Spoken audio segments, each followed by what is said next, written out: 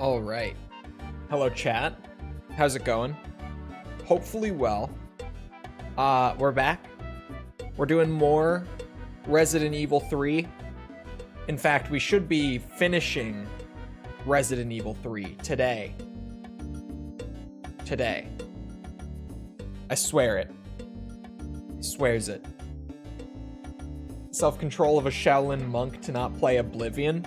Well, video release. Gotta do the cross promotion. You know how it goes. Work stuff. Boring adult work stuff means no Oblivion today, unfortunately.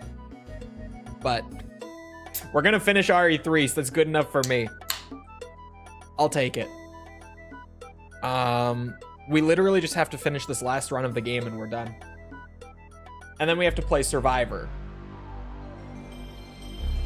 which I don't want to talk about. Personally, I just don't even want to think about it. Why can you not? It's set right. You guys should be able to see it.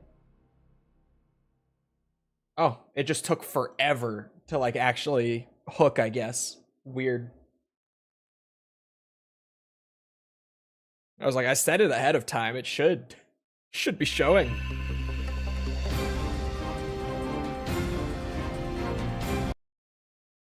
I don't know if I want to finish RE3.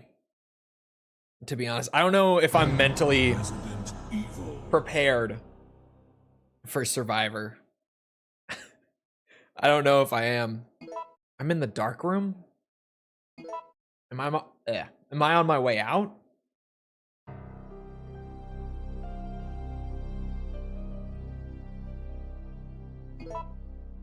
Yes. Okay. Oops. I already had it equipped. I was gonna say, there's no way. I thought I was further in. Yeah, we should still be finishing today if I'm in the dark room. On my way out of the dark room. Or of the RPD. Desperately going through old game facts pages for a secret 9th epilogue to unlock. It wouldn't be the most surprising thing with how some of these 100% tend to finish. It's like, oh yeah, we're done. And then someone randomly is like, but what about this incredibly obscure fact about the game that literally like 2 people have ever heard of? You forgot to do this. And I'm like, God damn it, you're right. I didn't know that was a thing.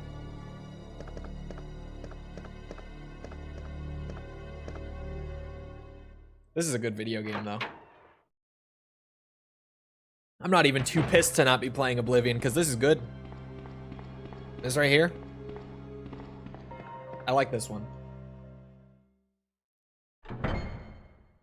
Not ready for the best RE boy, Ark Thompson. I get it. Who's Ark Thompson?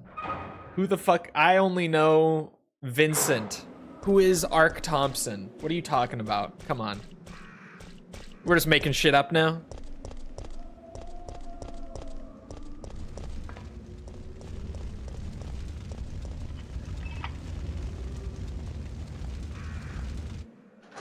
Survivor, on the other hand, is not a good video game. You're not wrong. Ignitus, hello.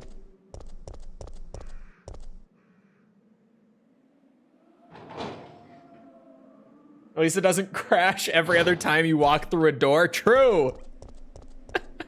My game isn't going to be crashing left, right, and center today. There's that. I'm going to need these. As much as I hate to admit it.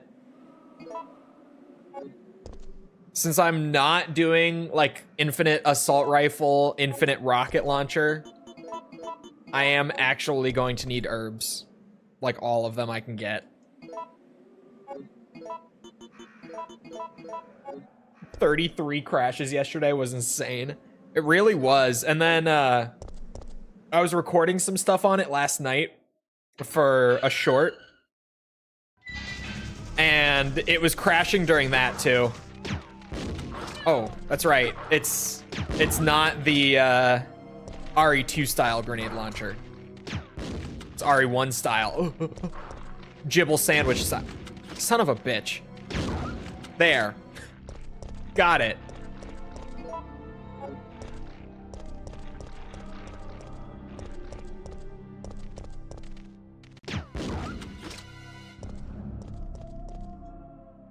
When you keep playing a game that crashes every 5.5 minutes, you know it's something special. True. That's how you know. I saw someone on Twitter. I made the mistake. I opened Twitter. I know. I did.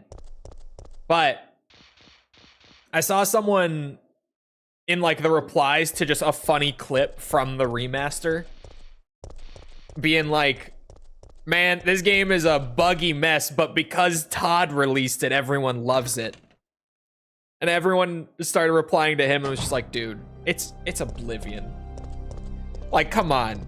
We've all always loved Oblivion. What are you talking about? It's not like this is a new game.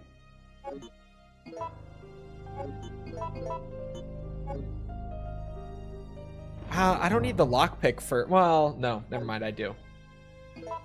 It's my Oblivion stream. I'm sorry, I had a video come out this morning and I need to do the cross-promotion thing. I'm sorry. No Oblivion today. If that was the case, people would love Starfield. True.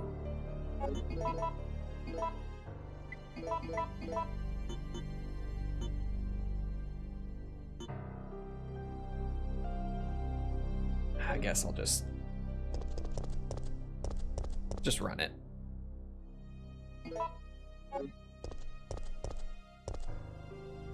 That's also true, I think, because I think the shadow drop might have helped it in the sense of like no big expectations were really able to be built up ahead of time. Why are you grabbing ammo? Force of habit. I shouldn't have grabbed it.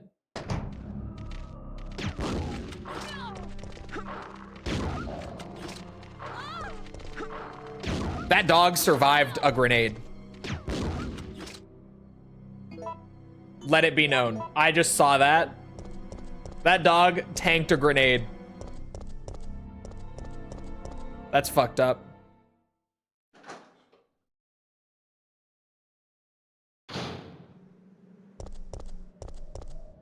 Over the in quotes leak.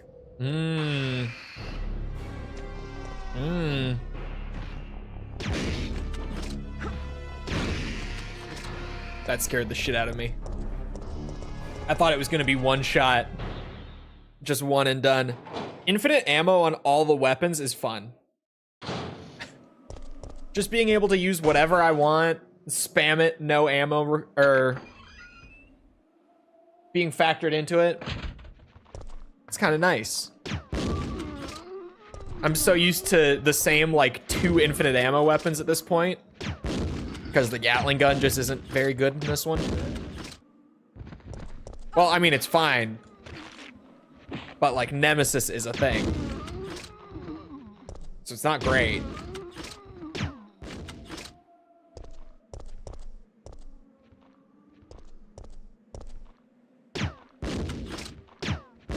There. Got his ass. I'm just hoping they hotfix it this week so next stream is smoother. True. We need a hotfix for that so bad.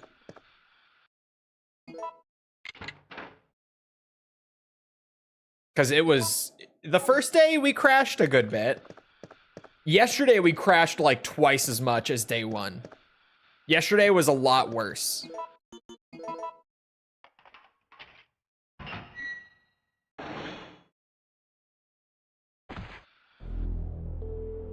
What's that? Calm down, lady. I'm no zombie. My name's Carlos, Corporal of Umbrella's Biohazard Countermeasure Force. What's your name? Jill. Jill, did you just say you belong to Umbrella's army? Like 4 times as much? I don't know. I Came think all on the way day out here one to we save crashed you like civilians. But the mission went bad the minute we landed. 15 times? Something like that? Still not great, but not like the insanity that yesterday was.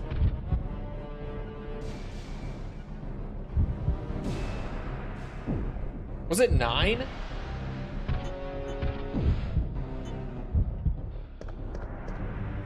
Over here. Man, Elder Scrolls 6 is not... It's so far away. And honestly, like, I don't even know how excited I Are you am crazy? for an You Elder could've Scrolls barbecued 6, both as weird of as that us. might sound. Mainly because I prefer the older style, like, role-playing elements when it comes to Elder Scrolls. Like, Morrowind is my perfect middle ground between, like, smooth and playable and I RPG, need like to ask you hardcore something. RPG shit. Why did Umbrella send your team here? So, like, Our mission is to rescue I'll the play it. I'll civilians. probably enjoy it. How But yeah, kind of you. I think it'll just be Considering streamlined to the point where I'm like, Umbrella this is caused all good, in the first but place, this is those not liars. my Elder Scrolls. This Look, isn't what I we're look for. just mercenaries, hired hands. Although Starfield, as much as I'm like No the time only for one who talking. says this, If you can believe me, then when I join us. compare like about Starfield it. to Fallout 4, Starfield was a much better RPG than Fallout 4 was.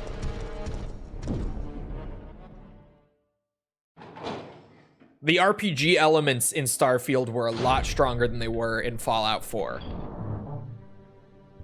So maybe that's indicative of some sort of course correction. Emphasis on the maybe. That's a big maybe, but I'm just saying, maybe they're moving in a solid direction with that. Maybe it was just a sign of things to come. Sorry, just smacked the shit out of the mic with the can.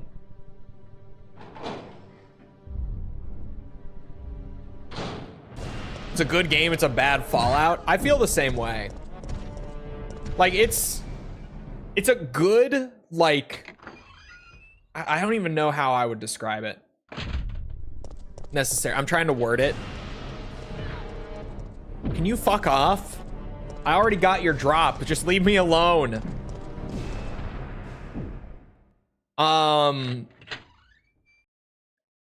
It's a good open world first person shooter, but it's not a great RPG. Is how I would put it. Am I stuck on like the boundary there? Yeah. I was like, the ladder isn't, but I might be.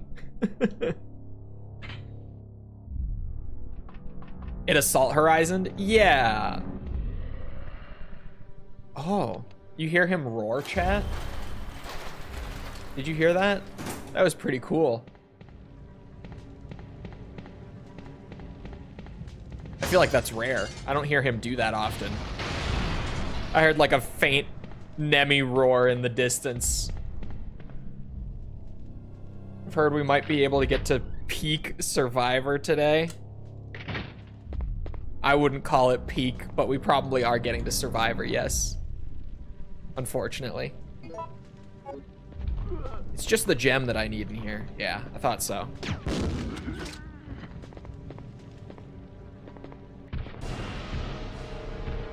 Was pretty unfortunate.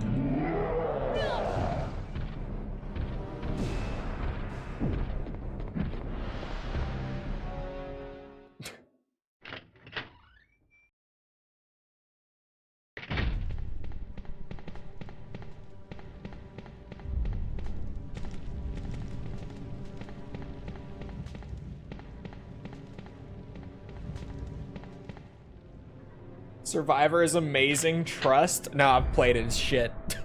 It's so not good. Sorry, Survivor fans. I know Survivor fans are out there, but oh, it's not good.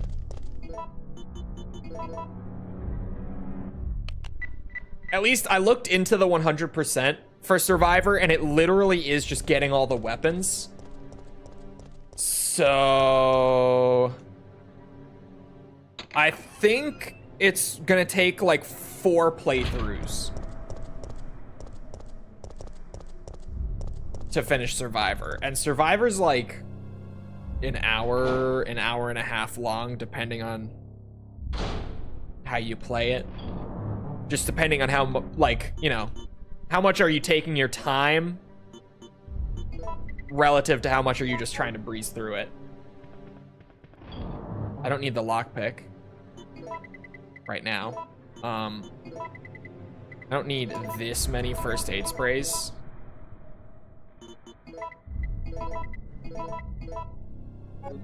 There we go.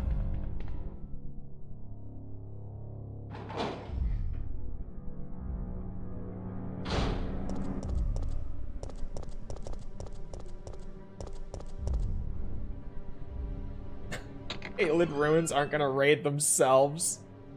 See you on the other side of the Oblivion Gate. You enjoy your Oblivion while I can't play it. Level your acrobatics.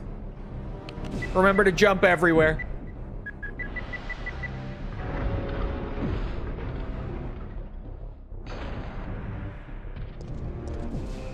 Level acrobatics, everyone.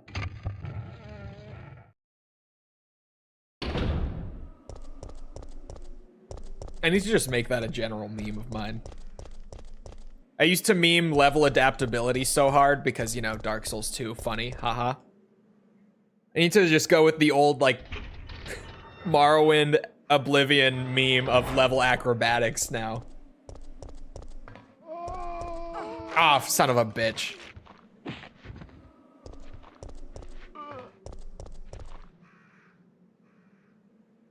Nemi really just would not leave me alone there. What a pain in the ass.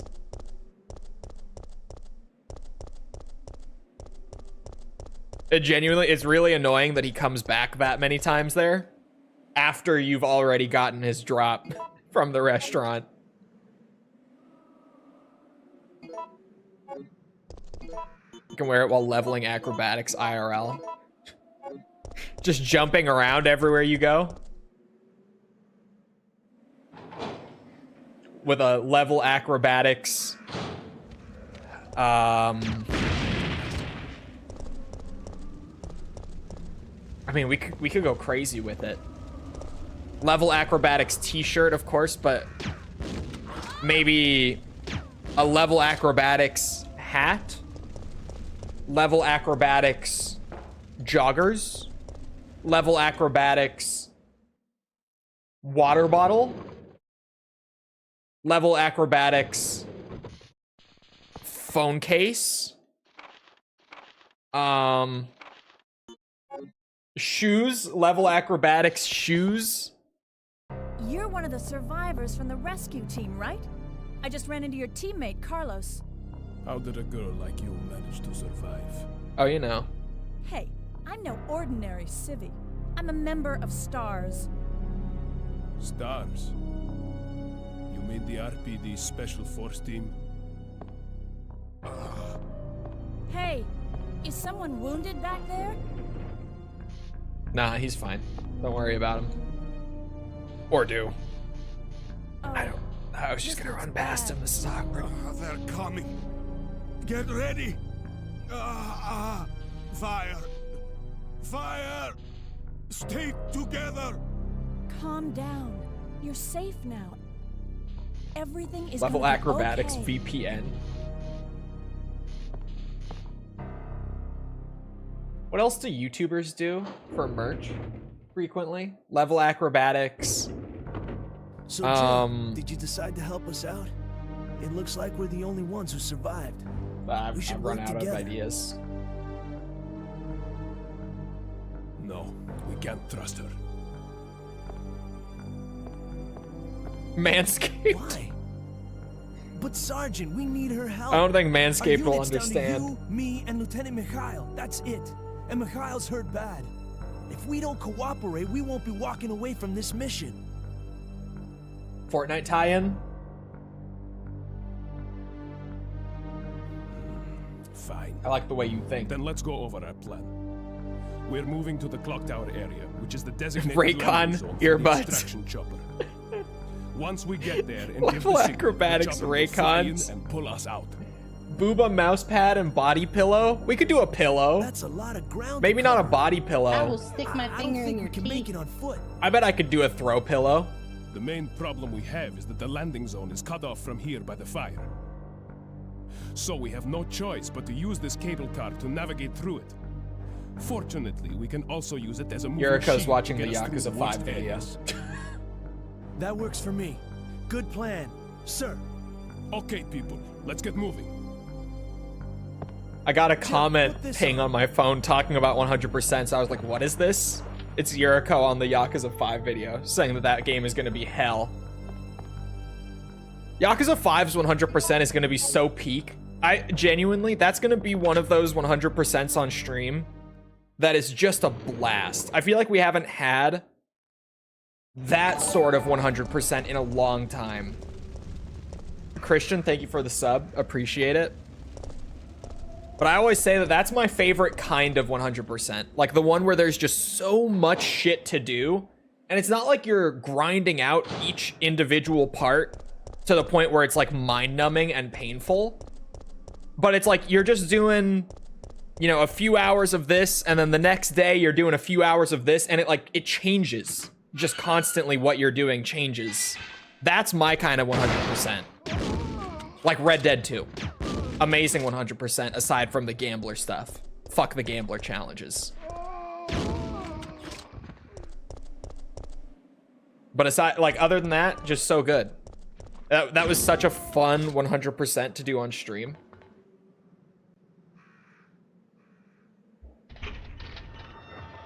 This nerd. Oh, she's right. I do YouTube video essays. She's right.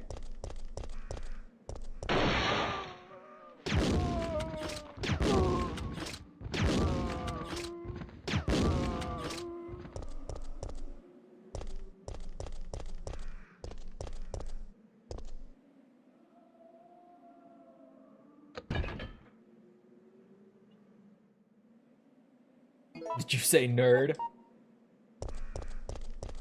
No, that's probably accurate.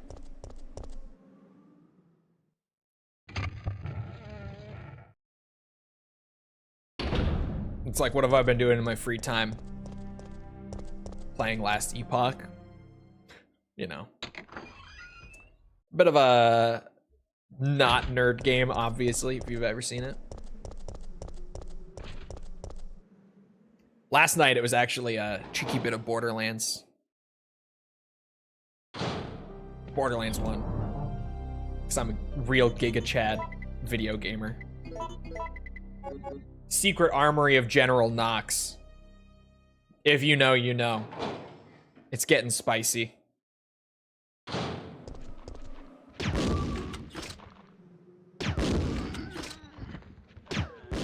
That's right, there's a drop. Yeah! I blew off his head? What a lob! I know. See, he knows. If you don't know, it's the third DLC for Borderlands 1. And it's probably the best part of Borderlands 1. Like, yeah, it probably is. That's gotta be the best part. Craw? I was not doing Craw. I'm at like level 55 or 6. I don't remember where I stopped. Not doing Craw yet. But good old Craw. The ledge and all that. I'm not above using the ledge to get some pearls. I'm not. Just not. This is easier or hard mode? Hard mode. Took me 2 years solo to beat him. Ah, someone did not. No one informed you of the ledge, I see. Why did no one tell this man about the ledge? Oh wait, I don't need to go in here. I'm going back up.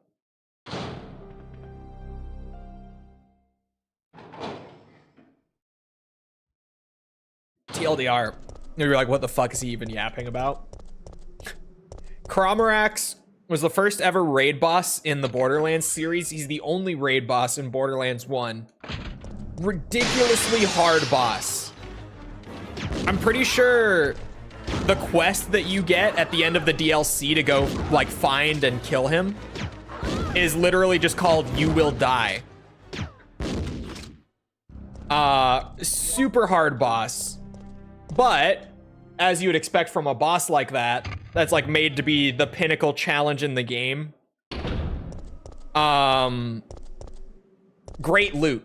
Amazing loot farm if you can learn how to kill him. Like, just insane. The best loot.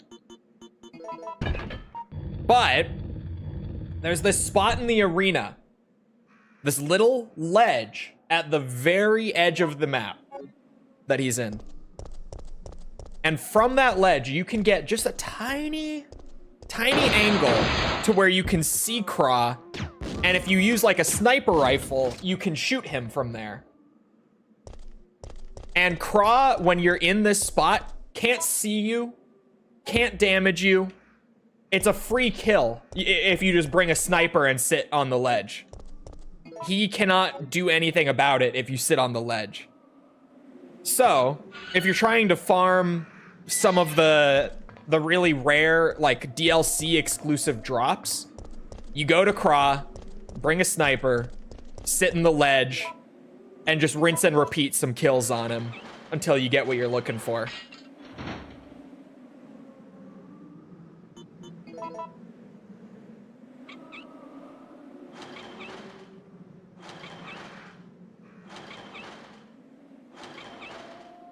That's encouraging. What, the quest name? It's hilarious.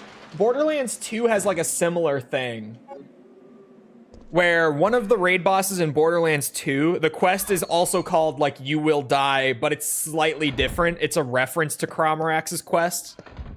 Jill! I don't remember what it is. Hey, the zombies are getting restless. A DeLorean. Didn't notice it before. I can hear them. What's Every going on? fucking RE3 stream, it has to get mentioned. Grab the aid Jill! spray. What's wrong? They're coming. They must have sniffed us out. They know we're here. Hey, calm down. You know what I've never realized, chat? Any objections to my playing hero this time? What are you doing? Carlos! When that cutscene plays, they just seamlessly load the other room in and out. Either that, or they just have the other room loaded the entire time. The door transition into here from outside, it may not be necessary. Oh shit.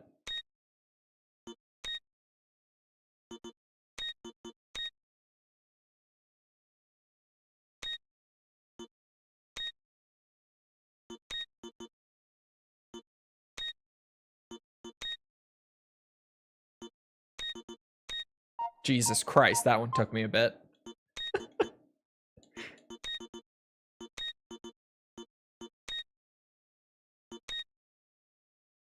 Oh,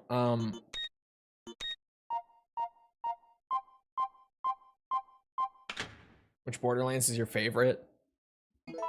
It's 2. Yeah, it's 2. I'd imagine they have both loaded. That's so weird.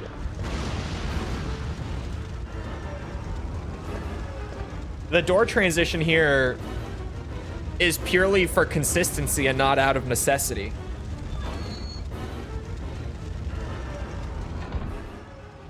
Carlos!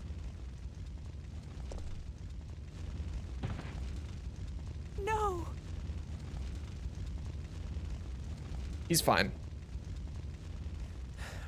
Relax. I'm not dead yet. Are you okay? I'm fine. That hero stuff is harder than it looks.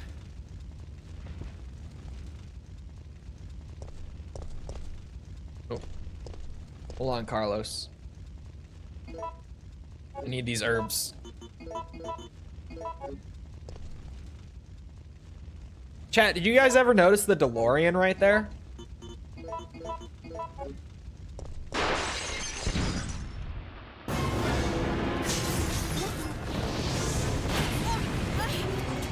far are you through this run?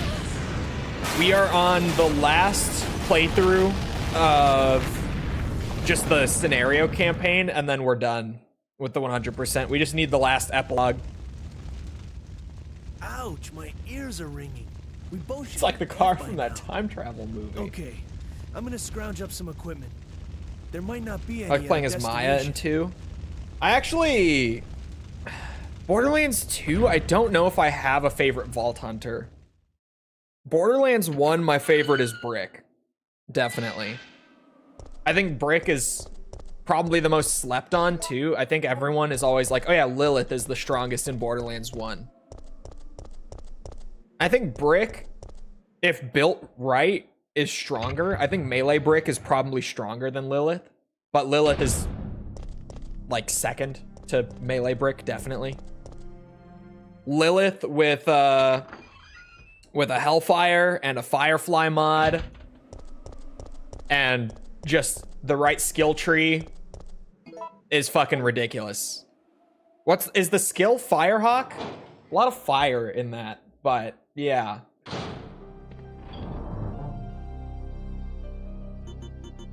Oh, I guess I do still need the wrench for a bit. And the battery. I'm not gonna need the herbs for a minute, though.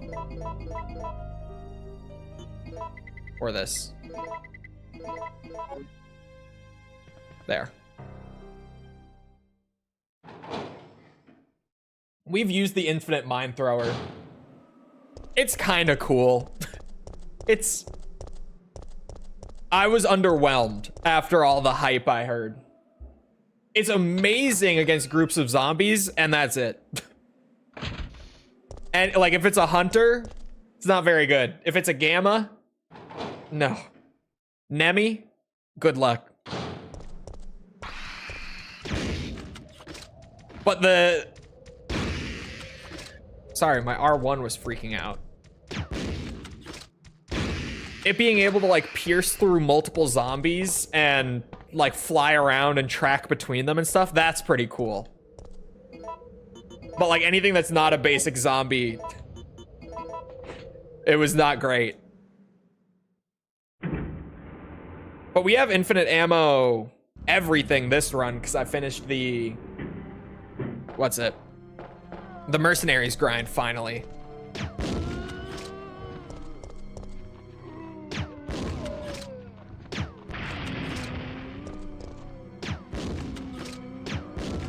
Infinite grenade launcher isn't as good as I thought it would be. With at least the standard rounds, it's not. With freeze rounds, it'll be crazy.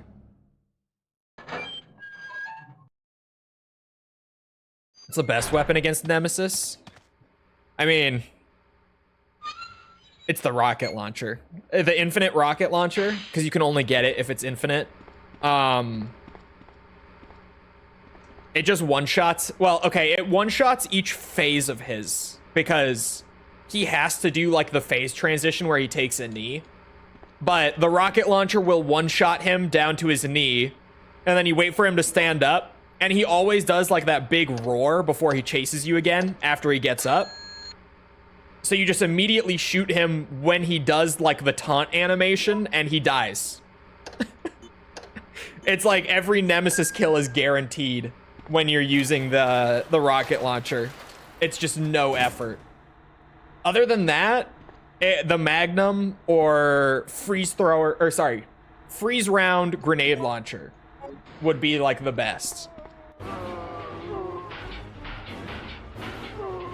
Were you expecting 3 to be such a grind when you started this? So much content compared to the first 2?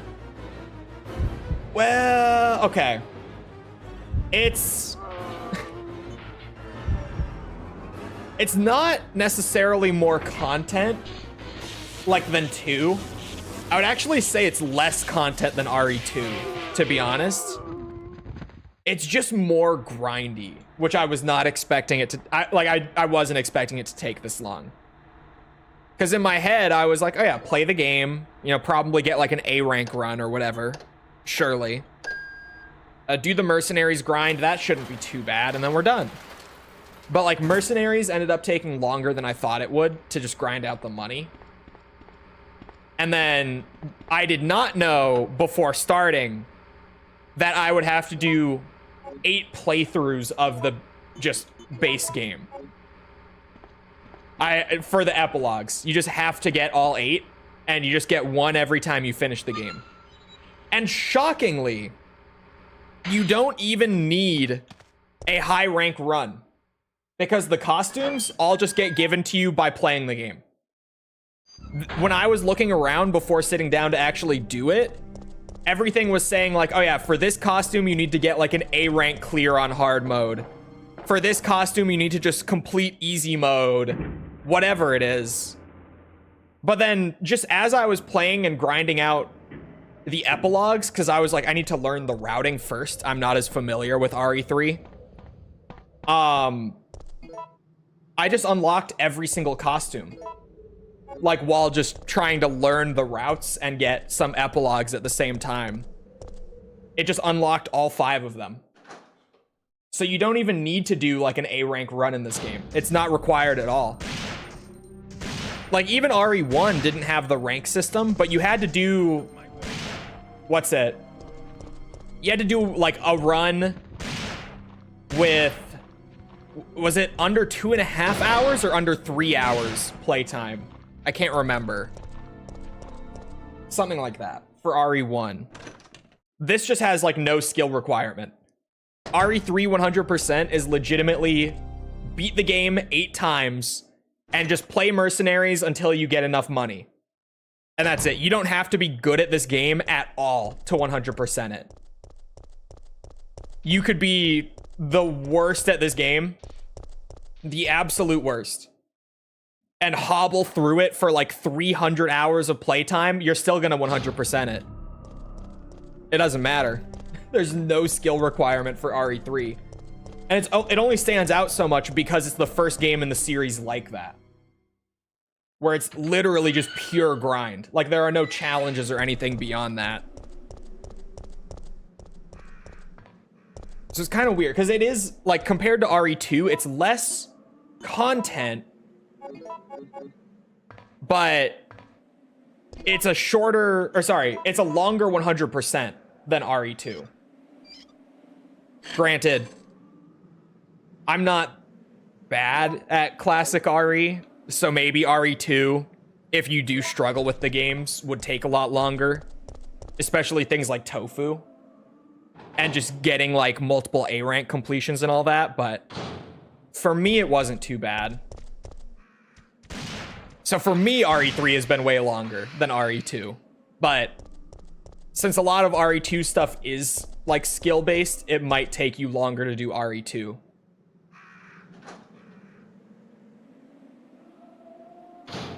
Would you recommend the Oblivion remaster? I haven't played it. You haven't played Oblivion? Just ever? I think the remaster, especially for people who have never played Oblivion, is worth it. Because so far from what I've played, and I've only played like 8 hours, so it's not the most definitive opinion by any means. The most well-educated, whatever you want to call it. But from what I've played, as someone who's been an Elder Scrolls fan for many years, most of the game is the same, aside from like visuals and just slight quality of life improvements. And all of those quality of life things, or the smaller changes that they made, are for the better. But yeah, if you're on PC, it's crashing a ton during loading screens. Always during loading screens, I swear to God. Always during loading screens. But if you're on console, that's not an issue.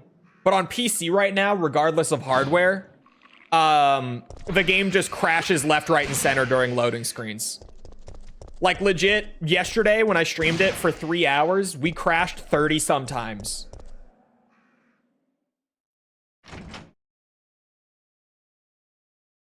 Is it another UE5 nightmare? No, it's just crashing. The optimization is actually pretty good. Like it runs at good frame rates and everything. the upscaling from what I've messed around with I had no doesn't choice. look like He was was about to turn into a zombie. but It would have been a it threat crashes. zone. It's just, I it's knew having it. a shader decompression issue on PC. He was still conscious, wasn't There's he? something wrong with the way that shaders are He being wasn't. handled on PC specifically It took right fewer now. bullets to kill him now But than once it they would patch have that, if he had there tried. will be no performance issues. Just hates door transitions? Yeah, it's when it tries to decompress the shaders for a new area.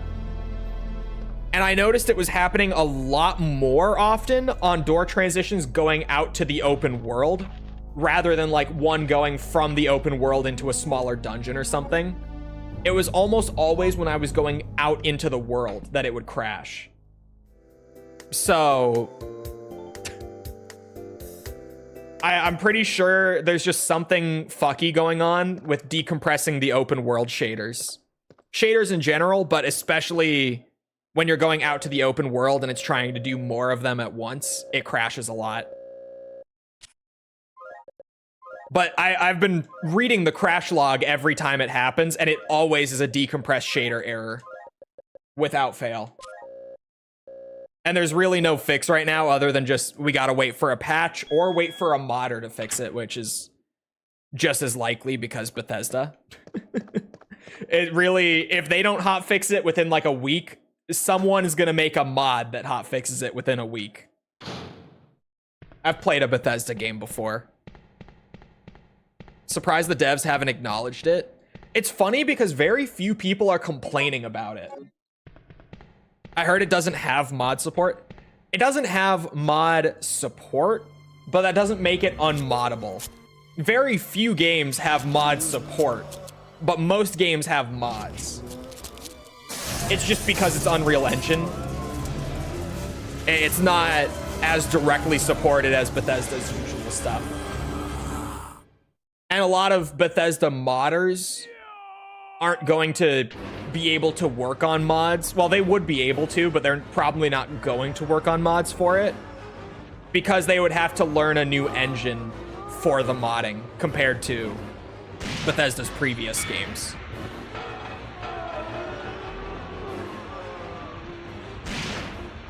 But yeah, there are already mods available. Like, it's still a video game. All that modding a video game is just either changing or adding onto or taking away from the game's files. Any video game is moddable. It just doesn't have like direct mod tool support or anything like that. Because it's not Creation Engine. Well, it's kind of Creation Engine, but that's a whole thing to get into. That's a whole lot to try to get into.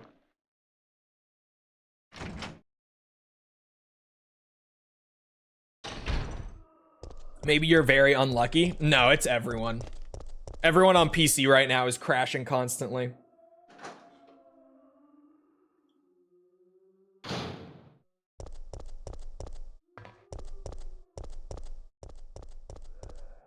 Still mad they kept the god-awful lockpick minigame. I'm so bad at the lockpick minigame. Because everyone is like, oh, you just gotta listen for the sound, Cole. You just gotta listen. And I can't fucking hear it. I can't hear the difference. I really genuinely have not been able to hear the difference. Even after it's been explained to me like 5 times in the last 2 days, I still can't hear it. Shit.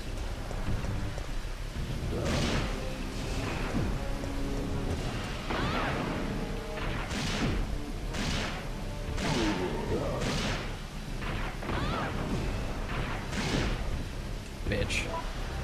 Oh, I'm only yellow? I would have thought I was orange after that.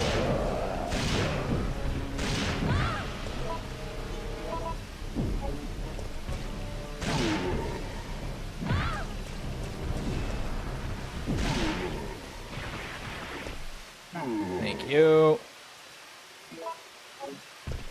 Yeah. 33. Is it Expedition Unknown? I don't know the exact name of that game. But that's out. It's really unfortunate that came out right when the Oblivion remaster did, because it's going to get very overshadowed by that. Like, outside of, I guess, people who are really in the know about, like, JRPGs, it's going to be really overshadowed by Oblivion. But that game has always looked cool.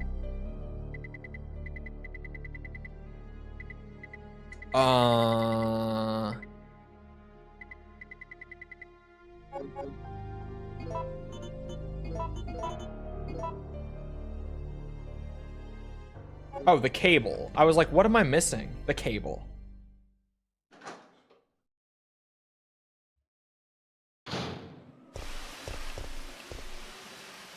You can get a blessing that auto-picks all but the hardest locks. You can get spells. I think they're alteration. Don't quote me on that. Spells that can pick the locks. But where I'm at in the game right now, only like a few hours in, I do have the one that can pick very easy locks. But that's it. And very easy locks are very rare. Most of the locks are at least easy. So, yeah. Go to the cable car. We've seen the cutscene. We've seen it. Oh God.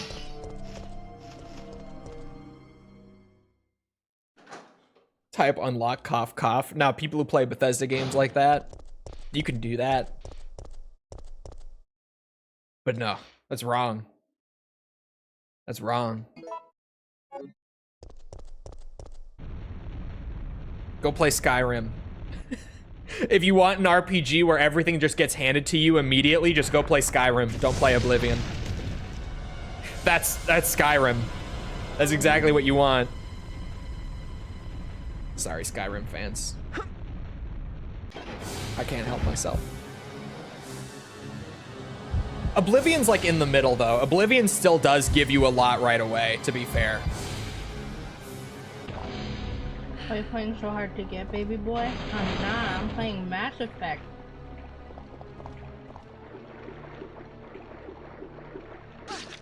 Ow. I believe that I once heard someone use this analogy for like the 3 Elder Scrolls games that people actually play, aside, you know, from the 2 that people say that they like, but I have a hard time believing them. No offense by that, by the way. Just, I've played both of them. I've really tried, and I can't fuck with either of them. I think I once heard someone describe Morrowind as like a good, slow, steady, healthy relationship with a woman. Whereas Oblivion is like a weekend grudge fuck. And Skyrim is like a really attractive hooker. And that stuck with me.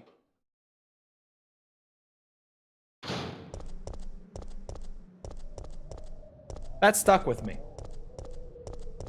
Morrowind, you gotta work for it. But when you get there, it's so much more worth it. Oblivion, pretty good when you get there. Sometimes that's just what you're looking for, but it's not the same. And in Skyrim, it's easy, relatively cheap.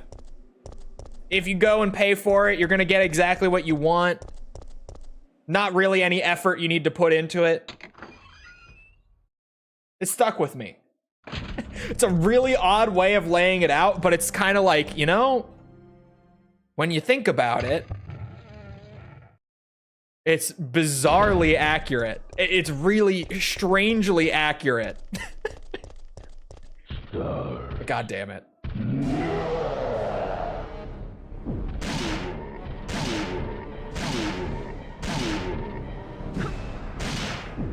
Ow. No. Son of a bitch.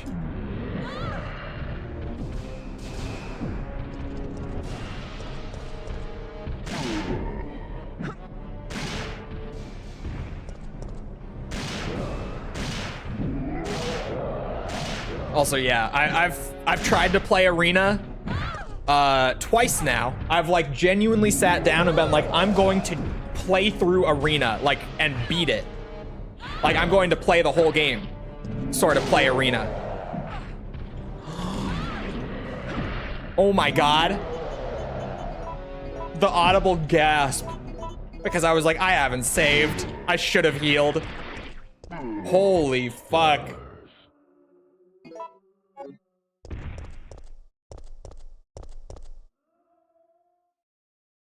Who else used / lighthearted? Oh. I see it now. I feel like less of a Redditor now. Yeah, False had to tell me what lighthearted, or sorry, what /LH was the other day. She said it to me and I was like, what the fuck does this mean? I don't speak your language.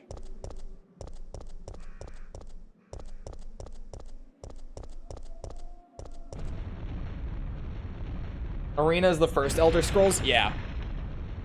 You know why it's called Arena? Yeah, I know the lore. Arena is a game that's infinitely more fun to talk about than it is to actually play. It's one of those. It's way more fun to talk about Arena than to actually play it.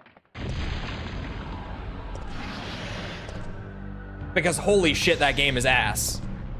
And it's not even like ass in the sense that it aged poorly.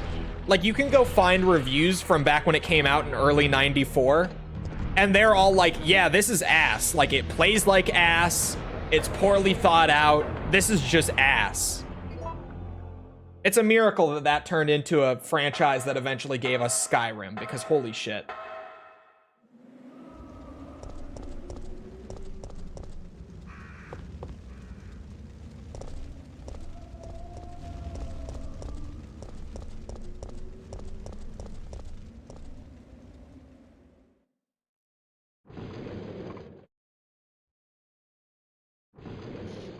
I haven't played Arena, but I wasn't into Daggerfall, so I highly doubt I'd like it. Yeah, if you don't like Daggerfall... Well, Arena is... This is gonna sound a little weird. Arena is a much more functional video game than Daggerfall. That much is true. Ready to go. Here, take this. But it's a lot of that same sort of thing where you're just like... This could have been really good. But just Nikolai everywhere you go, there's stuff that like isn't executed well or was poorly thought out, and it just makes this game miserable to play. Cable car. Let's go. It's a lot like that. Like Daggerfall has that in its own ways, and Arenas is different because like with Daggerfall, it's more that you literally get locked out of playing the game because of a couple major mistakes that were made. Whether it be like disease or the dungeon generation or whatever, like it's literally, unless you're saving constantly on like 20 different save files and you know exactly when everything in your playthrough happened so that you know what to load back to later if things go wrong, you can't play Daggerfall to completion. Like it's nearly impossible. The game just doesn't work. Arena works better, but Arena is less fun when it's working than Daggerfall is when it's working. It's so weird. Get out of the cable It's car so now. weird. Mikhail, wait, don't! Get out of here! Hurry! I don't love either of them. Morrowind, that's when Elder Scrolls started. I can acknowledge the first two existing, but really, Morrowind is the first good one. For me. Maybe if I do Daggerfall Unity and just really stick it out, I could find some things to like, but... Or I guess more things to like. There are things that I like about Daggerfall already, but... Mikhail. Morrowind is the GOAT. I reinstalled it yesterday. Gotta get all your visual mods. Am I the only one who doesn't gameplay mod my Morrowind at all? Like, I get the code patch. I get the unofficial code patch because that just fixes a couple of the biggest oversights.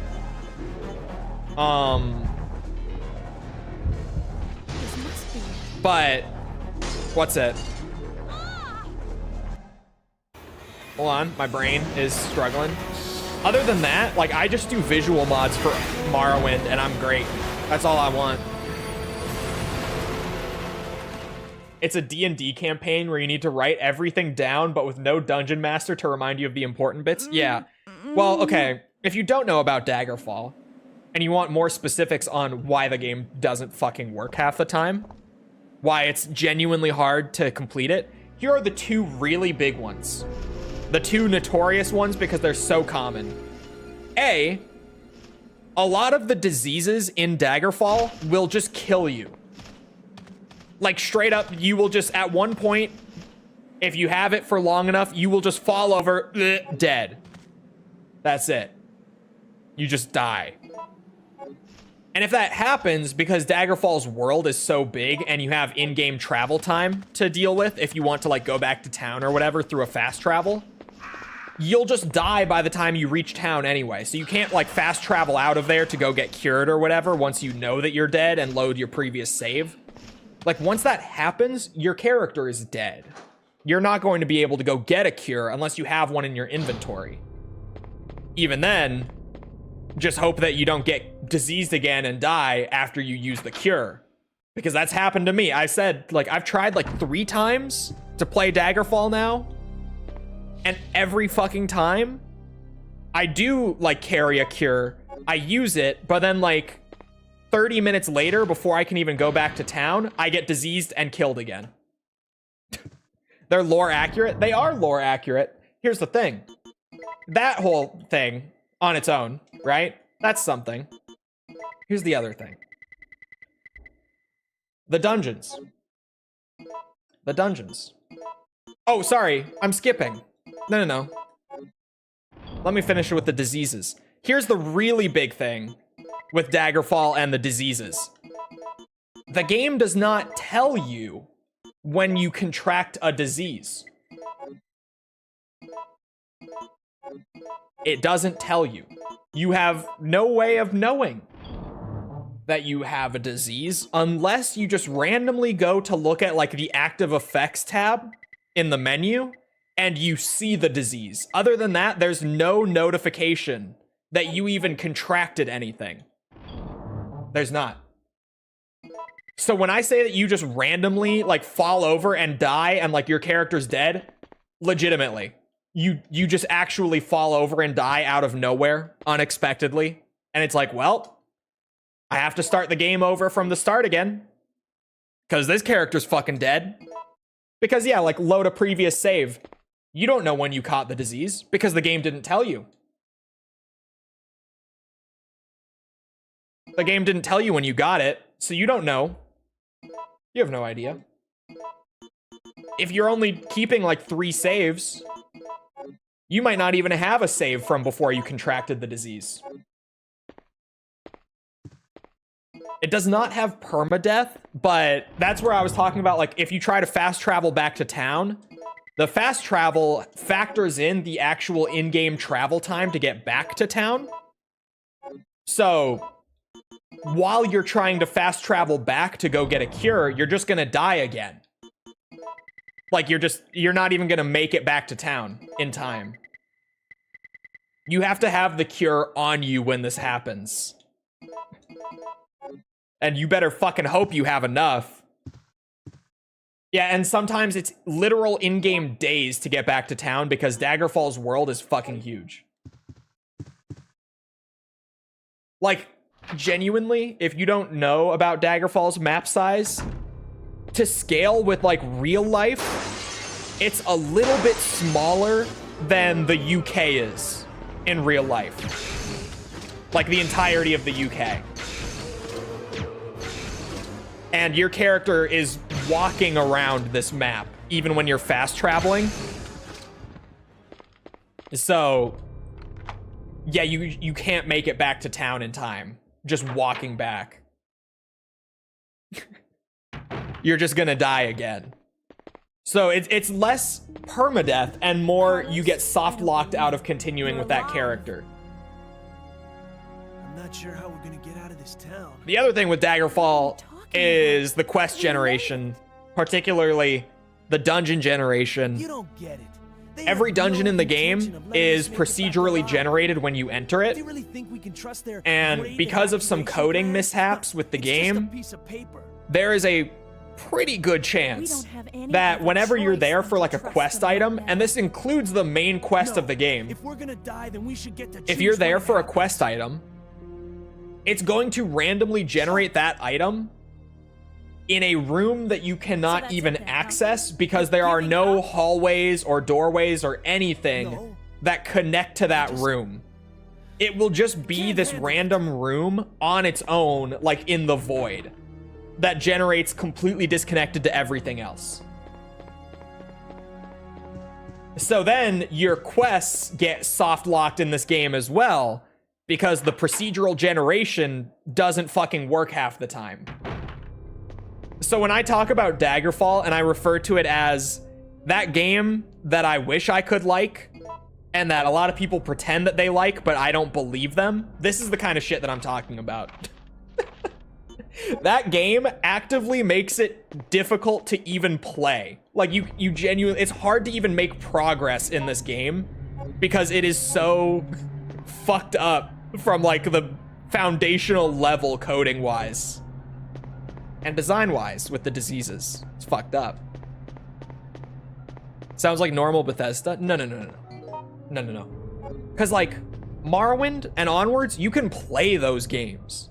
Morrowind has some shit that can really screw you over with disease and stuff too, but it won't insta-kill your character and make it impossible to progress. It won't literally soft lock you out of completing the main quest. Like Bethesda's buggy, but that's like so much worse than any other Bethesda game. That Daggerfall can barely hold itself together, English, at any given time. It hardly functions.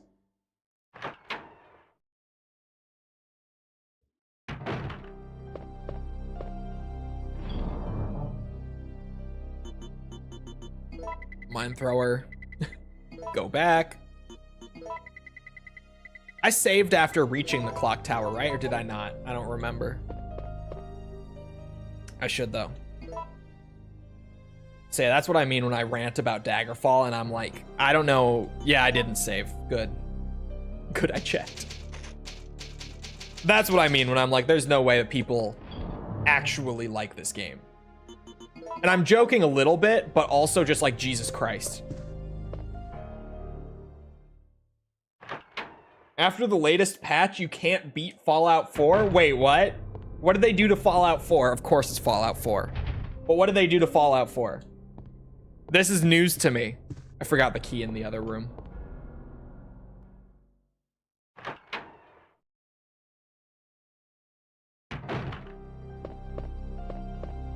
That sounds hella Bethesda. What did they do to Fallout 4? Did they bork the main quest in Fallout 4 too?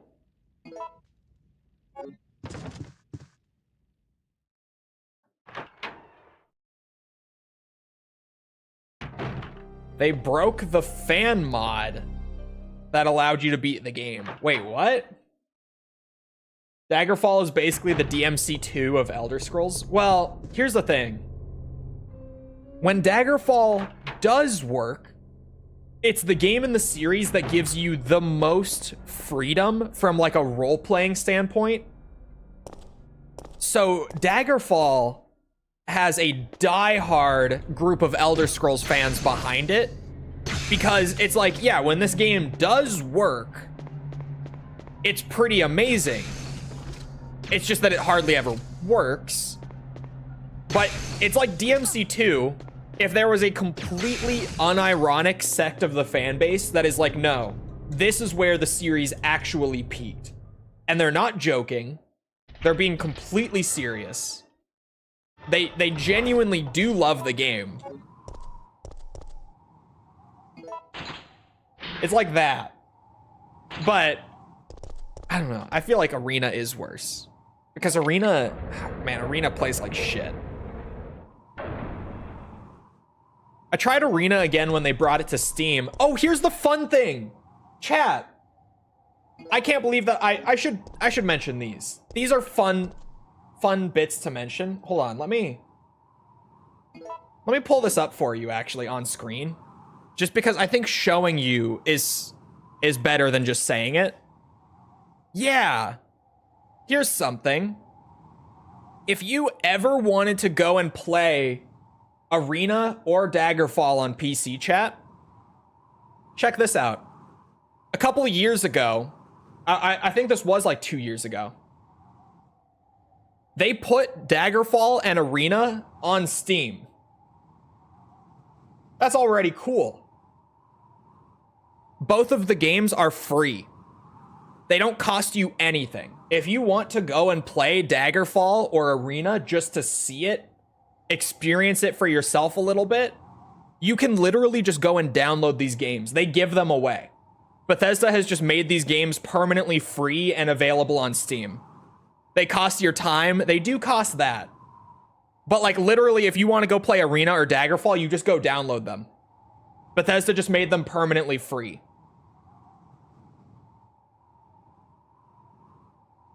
I went to Daggerfall because I haven't played Daggerfall on Steam. Arena I did play. Oh my god, it didn't even come up when I searched Arena. The Elder Scrolls Arena. Oh my god. There. I did play Arena when they brought it to Steam. 2022 was when they brought them. I got 3.5 hours into Arena before I dropped it again. But yeah, both of these are just on Steam, available. You can just go download them. And if you have at least MS-DOS 5.0, an Intel 386 25 megahertz, 4 megabytes of RAM, and 25 megabytes of available space, you can run these. As long as you got 4 megabytes of RAM available, chat, you're good. You can just play these if you ever are curious and want to do it yourself.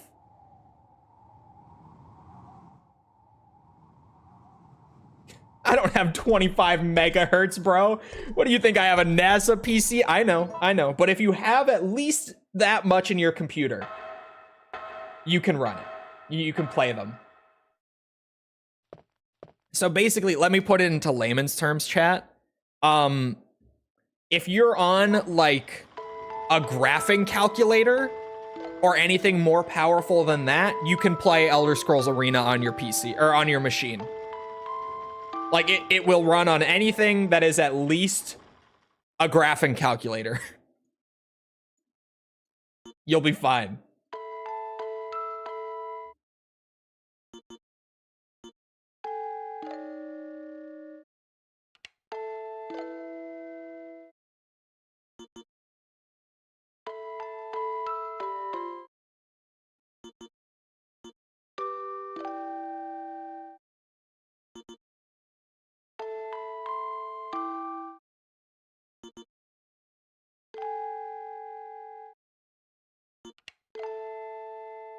Very nice.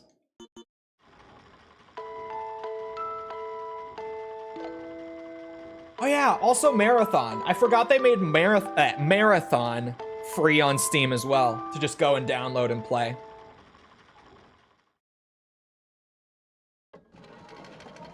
That new Marathon should be free. That should be a free-to-play game. This has just brought me back to it. I've rambled about this a bit recently. The new Marathon, I think, at like a premium price point, is going to fail. I don't think that game has a chance.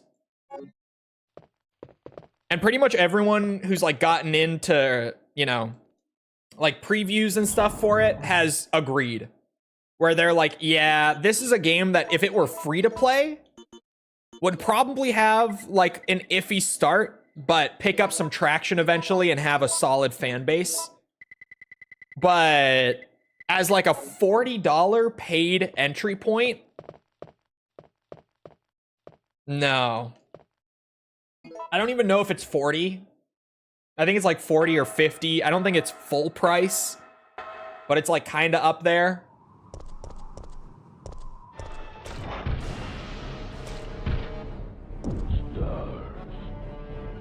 remember how much it cost.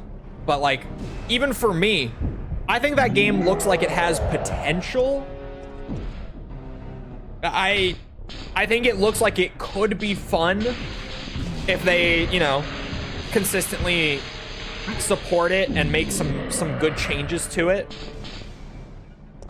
But I don't want to pay for it. Like, if it's a paid game, I'm not going to pay for it. If it was free, I would download it, try it out, see what I think, maybe play it with friends a little bit. But being a paid game, I'm like, I don't really want to pay for entry on this. This doesn't seem like a game that I would pay for entry on. It just looks like a free-to-play game.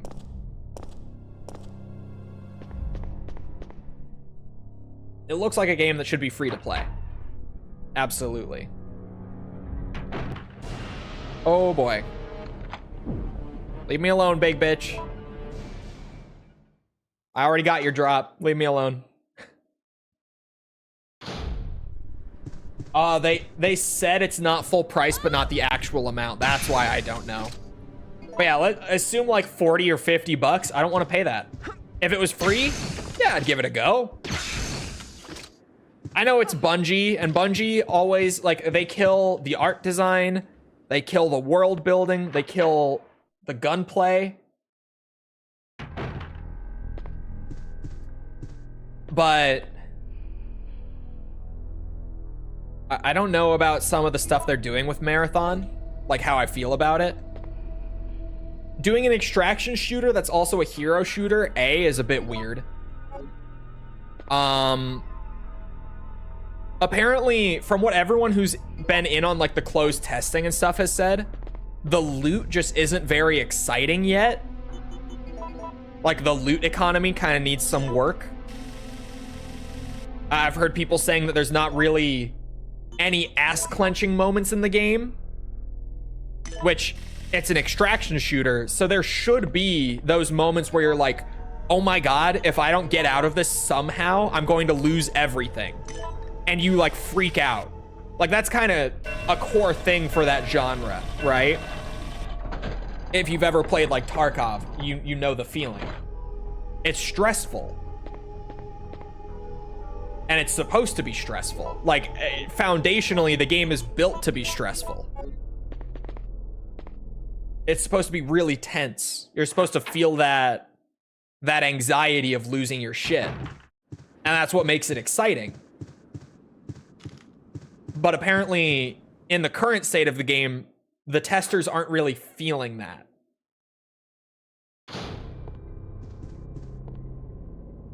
So that's a big negative. But like, I look at the gameplay, and like, obviously it's in alpha right now, right? But I look at the gameplay that has gone out recently, and I think, you know what? The gunplay looks great. The encounters with the fucking like AI enemies that fill the map actually look good. Like, the AI is pretty smart. They're pretty threatening from like a standpoint of how much they can damage you. Like, they can realistically take you out pretty easily. Like, those encounters look good. It kind of looks like they're going for a Destiny raid with your friends. Like, every time you drop in and go to complete an objective in the map, it's like a Destiny raid. But then at random moments, you can run into other players. And when that happens, you know, whoever wins that gunfight gets to take the loot from the other players that they just killed. And the ones who lose all their shit and have to go back to the menu, right? And conceptually, I think that's a really strong foundation. It looks like there's something there, but it doesn't look like I want to pay 50 bucks for it. At least not in the state it's in right now. But like, I do think they have something there. I think they're genuinely working towards something solid. But like, We're saved. pricing it, Down here! just making it paid entry, I think is a huge mistake. I think that's going to kill that game. Finally over. Sounds like it'll just be sweaty no-lifers killing the vibe. No. If you've played, like, Tarkov, well, Tarkov hosts them adding Void. That's really a big thing with extraction shooters too. VoIP can be very transformative.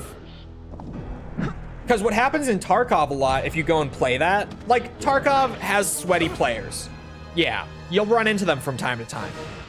It has cheaters that you'll run into from time to time. Yeah. But, like, the average experience with Tarkov, I played it with a friend who was totally new to it a little bit after they added VoIP.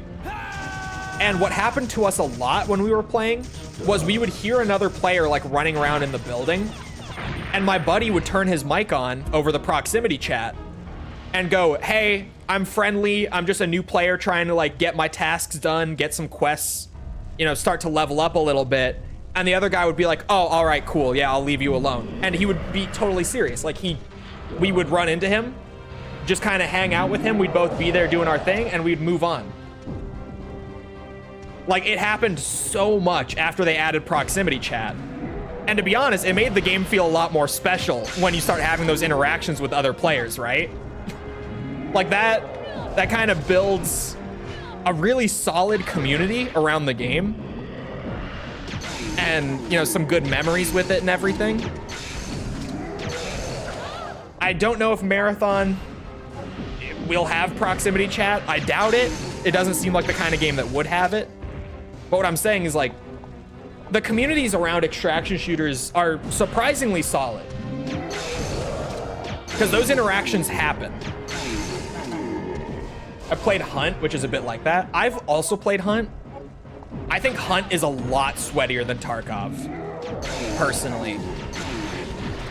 It's one of the reasons that I've always liked Tarkov more. Hunt is great, though. Of course it is. It's Crytek, but I've always preferred Tarkov, mainly for the community stuff. And I think the progression is better in Tarkov, but that's a whole other thing.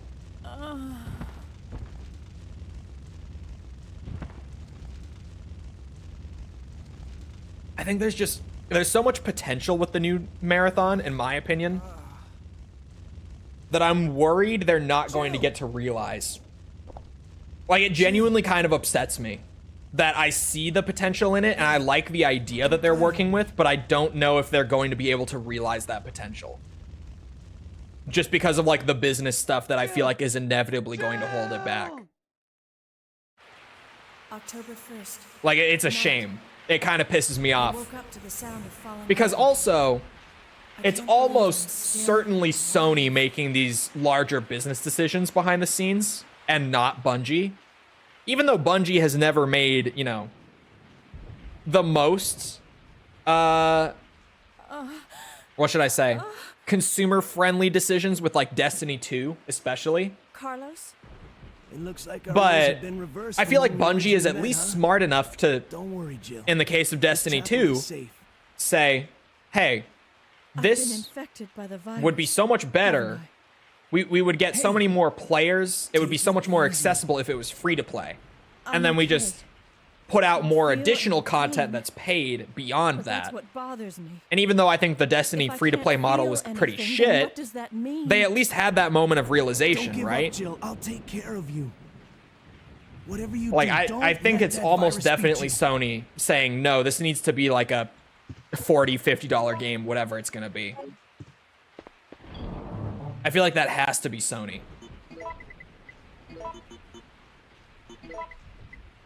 I'm going to wait to save until I'm in the hospital. There's no reason to really space it out, but I'm going to.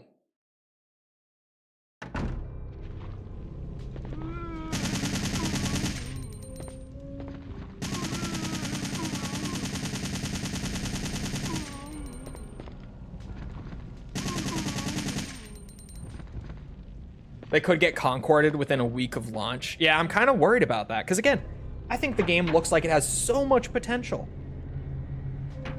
Because even, I'm beyond the whole, like, Marathon branding thing. I bitched about it a lot when they first announced the game, where I'm like, yeah, this is Marathon in name alone.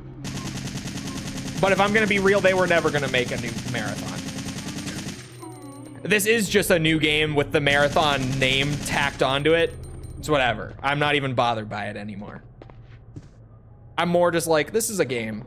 Looks like it could go pretty well for them, but I feel like they're handling it in a way that's going to ruin the chance of this going well for them.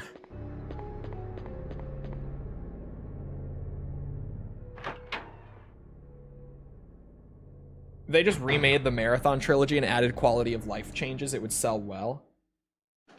I don't know. To be honest, like, to be 100%, as someone who's played the Marathon games, who likes them? I don't love them, but like, I like the Marathon games. The Marathon games never sold well, and even today, they're really only even known in the context of like, oh yeah, that's what Bungie did before they were popular. I don't really know if they would sell well if they just re-released the old Marathon games, which is kind of where I'm like, I don't even know why they're pulling the Marathon brand into this new game.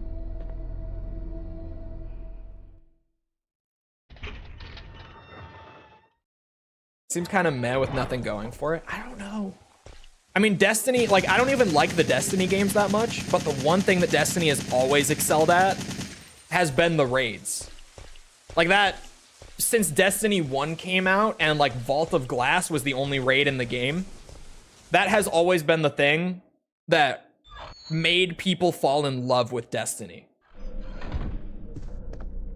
And it feels like Marathon is really just building off of the Destiny raid experience and making like a full game out of just that, but then adding in like extraction shooter, I almost said looter shooter, elements and PvP. And I think that's a really strong start. I think the business decisions are going to kill it. I do think it's going to get concorded. I genuinely see it going the way of the Concord, if you will. Where, like, the game isn't even terrible.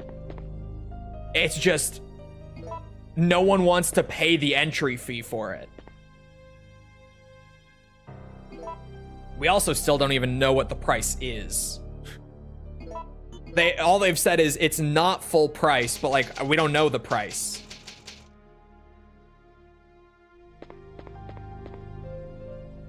Which is iffy as fuck.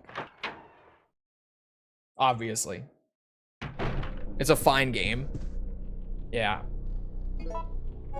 UI is terrible. The UI is, from what I've seen, the UI looks terrible. That's true. I forgot to mention that. The UI does look bad. I know basically everyone playing the test, and this is like the biggest issue that could kill the game, even in spite of everything else. Everyone is saying there's like no tension within the loot pool. Like, dying and losing your loot doesn't really feel important because the loot isn't that exciting anyway, is what I'm hearing a lot of. Which is what killed Modern Warfare 2's DMZ mode when they tried to do that. That really ended up hurting that. Because DMZ had a pretty strong start in terms of, like, they took COD's gunplay, they took this giant map they had, filled it with dangerous AI enemies, put in some quests that were all right, not the best, but gave you stuff to do while you were playing.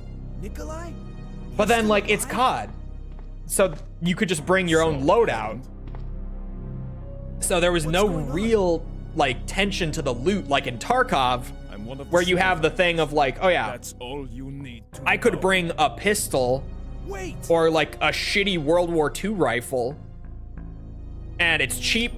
It's not very good. It's going to struggle against players who are geared and have the kind of armor that will just tank those rounds because of the caliber or whatever, unless you bring like a, what's it, a Car 98. That thing will still pierce. Anyway. Or you can spend a ton of money and go in with like an ACR.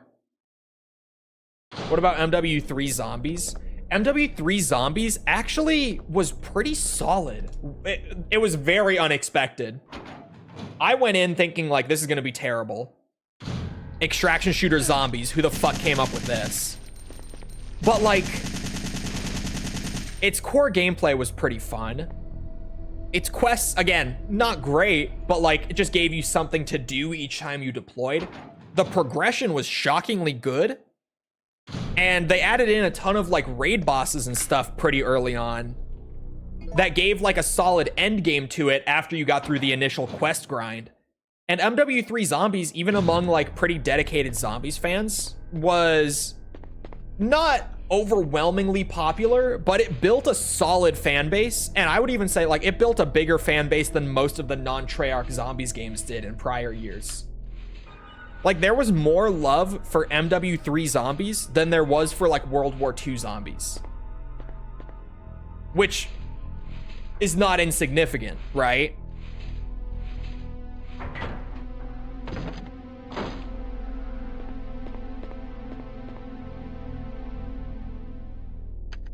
Oops.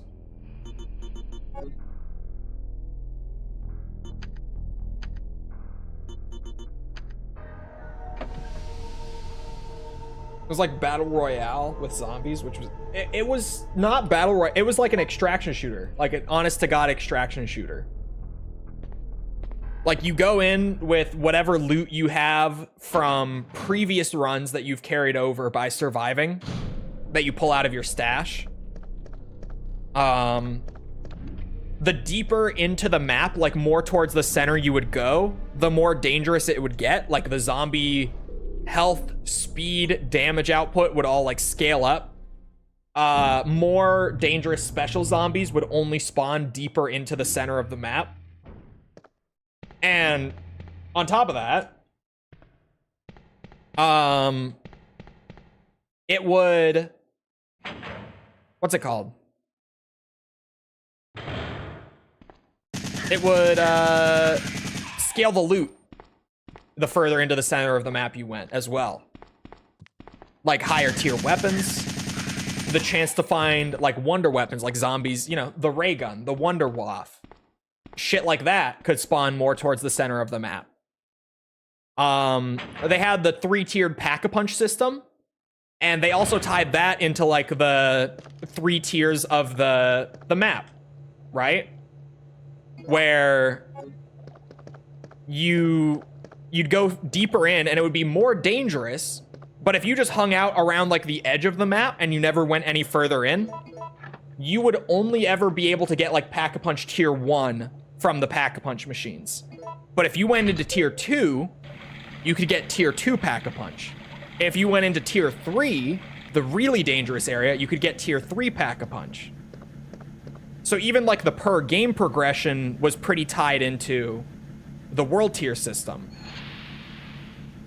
And it was like, it was one of those modes where I heard it in concept, and even me being Mr. like, you know, I'll give anything a chance.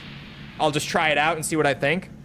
I heard like extraction shooter COD zombies, and I said, no, what the fuck are they smoking?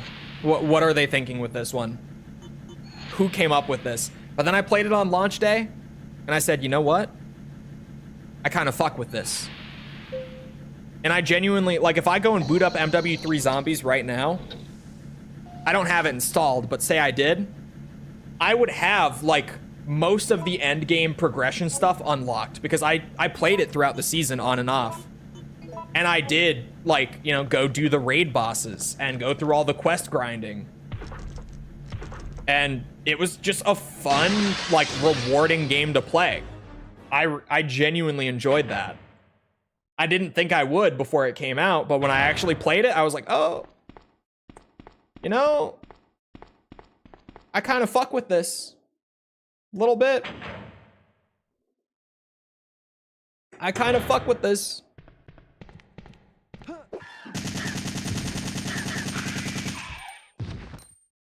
Second one incoming. Learned. What are they smoking, and can I have some? Yeah, it felt like that before it came out, and like seeing the screenshots of it literally just being the Warzone map at the time, but with zombies and mimics and stuff running around, that didn't inspire like any confidence in doubters like me. I was just like, dude, this is gonna suck so much ass. But I gave it a shot, and I played throughout the year. I liked it. I really genuinely liked it. It's stuff like that, like over the years, the more and more that I have tried games that I don't expect I will like, and I've been surprised and enjoyed them, the more willing I am to play games that I don't think I will like. Like, the more that I branch out, the easier it becomes to branch out more. And it's nice. I like finding stuff like that where I'm like, no, I think this is gonna be kind of shit, but then I actually get like hooked on it and play it over the course of its 1 year season, just on and off. Like, new raid boss comes out, has new drops that you can go get. I'm like, well, shit, I gotta go get the new drops. I'm trying to remember. Oh yeah, they added like the VR11 from Call of the Dead at one point, and they tied it pretty much exclusively to this new raid boss thing. Or sorry, yeah, so with that update, I do remember that update pretty well. They added like a 4th world tier almost, where you'd go into the normal map, like with all the other players in the session, right? And you'd play through the normal like 3-tier system as you would. But then they added this one, like maybe a month into the game, they added these portals. And these portals would take you into the Dark Ether. And the Dark Ether acted as like a world tier 4 for players who had actually completed the first like initial quest grind and were looking for more end game content. And in the Dark Ether, they had all sorts of new shit. Like, they had this new golden armor vest that would passively regenerate your plates over time instead of you needing to actively slot plates in to refill it. And you could still slot plates in if you needed to quickly refill it, but it was like a quality of life item where no matter what, your plates would always be passively refilling. It was just better than the previous, like, best armor in the game, right? Stuff like that. New wonder weapons, all sorts of new shit they added with this update. And then on top of that, there was a raid boss in the Dark Ether that was dropping crazy loot as well. And it was I really liked MW3 Zombies. I did. I thought it was gonna be total shit, but it was so fun. You see the Expedition 33 reviews? I did. I saw people are really liking it. I saw that it's like a huge win for JRPG fans, which is nice. And weirdly for Xbox, because it's their game. Super unexpected to say like, oh yeah, Xbox's new JRPG hit, but like, shit. I see you, Xbox. Hey, are you okay? Looks great. Not my game. I know that I don't get along with JRPGs typically. No way. That monster just doesn't give but up. super cool to see. I thought we killed that Extremely rare Xbox W. See, No, we say that It's been waiting for you. the same week that Oblivion Remastered He's playing Shadow dropped. Carlos. And me sitting here on stream today being like, yep, gotta play the Resident Evil, gotta get the time I'm in, sorry, Jill, but I gotta man, go take care of a few it things. hurts a little bit to not be and playing Oblivion right bad now. news. Nikolai is still alive. Took a lot of self-control for me to do this. Are you sure? Yes. I don't know how, but I do know that he is Genuinely, our it did. enemy. Remember, don't trust him. I would totally be down for the 3-day Oblivion Remastered binge. But like, here we are.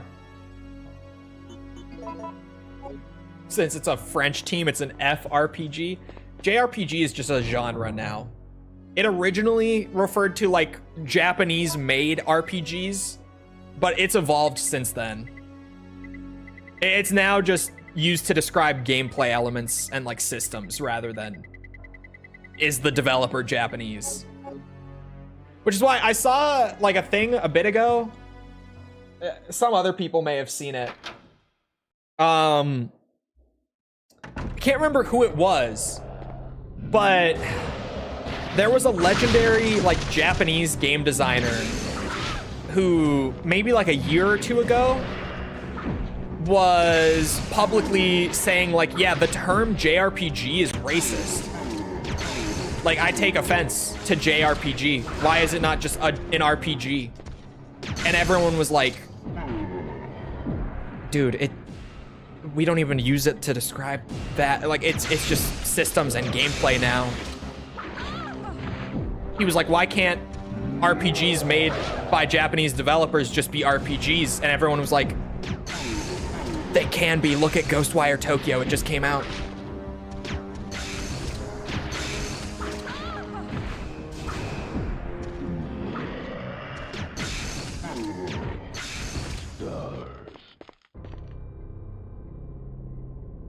It was Yoshi P? Was it? Was it Yoshi P?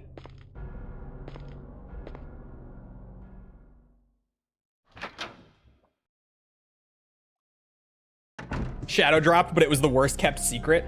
I loved the developers on stream during like the reveal for Oblivion Remastered the other day, referring to it as the worst kept secret in the industry. I thought that was hilarious. I loved the developers themselves, like, on the talk, just joking about how everyone knew it was coming. And this isn't a surprise. I think it was Yoshi P. Come on, man.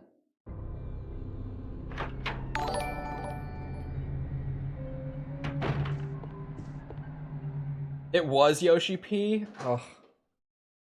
Sack Attack, thank you for the sub. Appreciate it. But yeah, I'm not big on JRPGs because traditionally, this isn't always the case. Traditionally, JRPGs have turn-based combat, which I don't mind at all. There are games that I fucking love to pieces that are turn-based. But they're games that have, like, actual interesting turn-based combat with, like, legit strategy. Like they take thought. And a lot of JRPGs that I've played have had really fucking boring turn-based combat. Like Dragon Quest, original Final Fantasy, Pokemon. Holy shit, Pokemon. Pokemon's a really bad offender.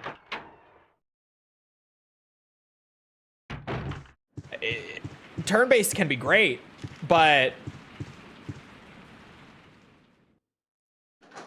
yeah.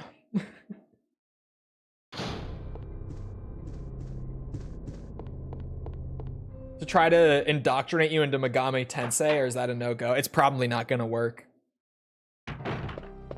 It's got that combat. I don't know. I haven't played it, but it looks like it's got that combat from what I've seen of it. The combat doesn't look like it's all that strategy heavy. But like, dude, XCOM? Fucking love XCOM. I'll play the shit out of XCOM. It's turn-based, but I have to like actively think about what I'm doing every single turn. And if I don't, and I make a bad decision, I get punished for it, like legitimately punished for it. Fucking love. Like that kind of turn-based, I love. But the turn-based where I can just like spam attack, attack, attack, attack, and just watch it go and go and go and go. No. No, it's boring as shit. I gotta think about it.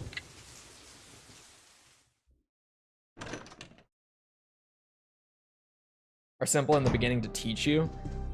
Final Fantasy 1, aside from boss fights, I was just spamming attack on all the enemies through like the entire game. That's all I ever had to do. Like boss fights, I couldn't do that, but 90+% of the encounters, I still just spammed attack.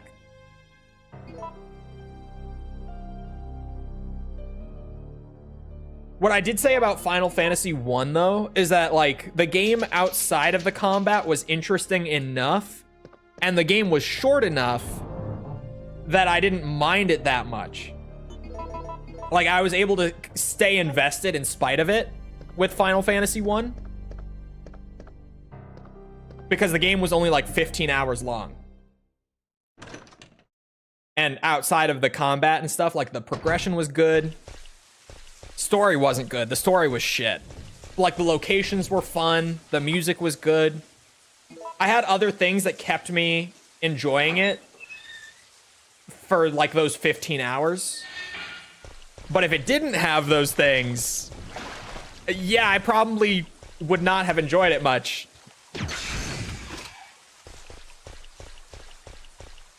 Because the combat definitely would not have carried it.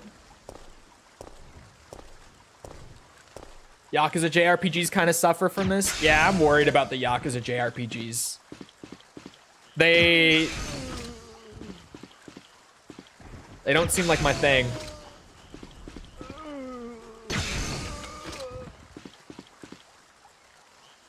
Because like one of my biggest sticking points with the Yakuza games in like every review, I talk about random encounters being good or bad, right?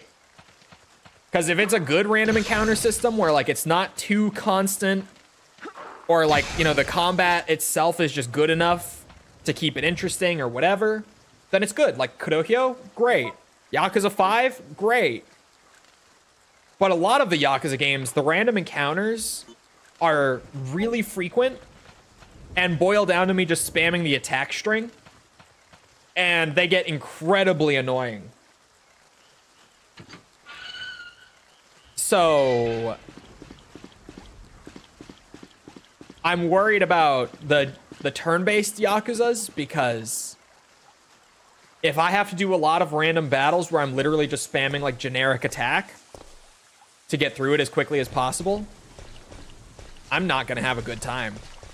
I know I'm not going into it. I still have a ways to go before getting there, but I am kind of dreading that. Because I know there are a lot of people who love those too. So I don't want to be the guy to like come in and shit on them. But I'm gonna get passionate. I'm gonna get passionate. If I hate that, I'm gonna be the guy who shits on it. I unfortunately just am that way.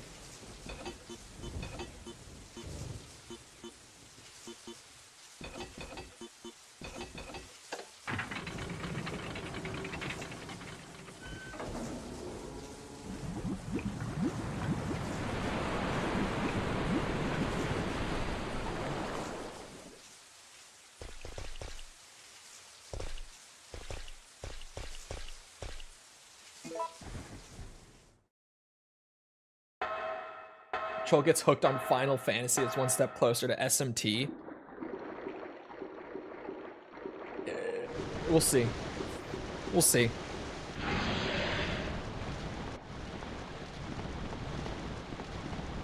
I will play more Final Fantasy in the future, but how much I'm going to enjoy them, I don't know.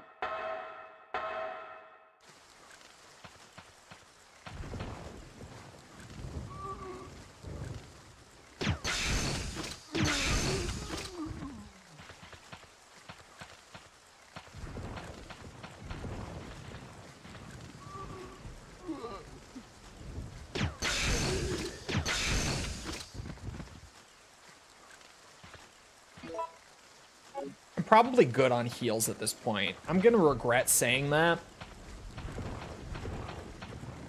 but I think we're good actually. Damn it.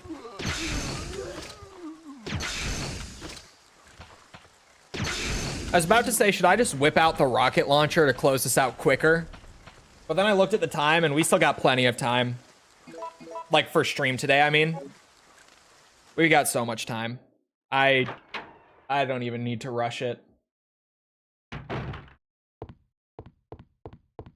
You will regret saying that? I don't feel like I will. Infinite freeze launcher is not as good as infinite rocket launcher, but like, it's not far off. It's really not. It's not that much weaker.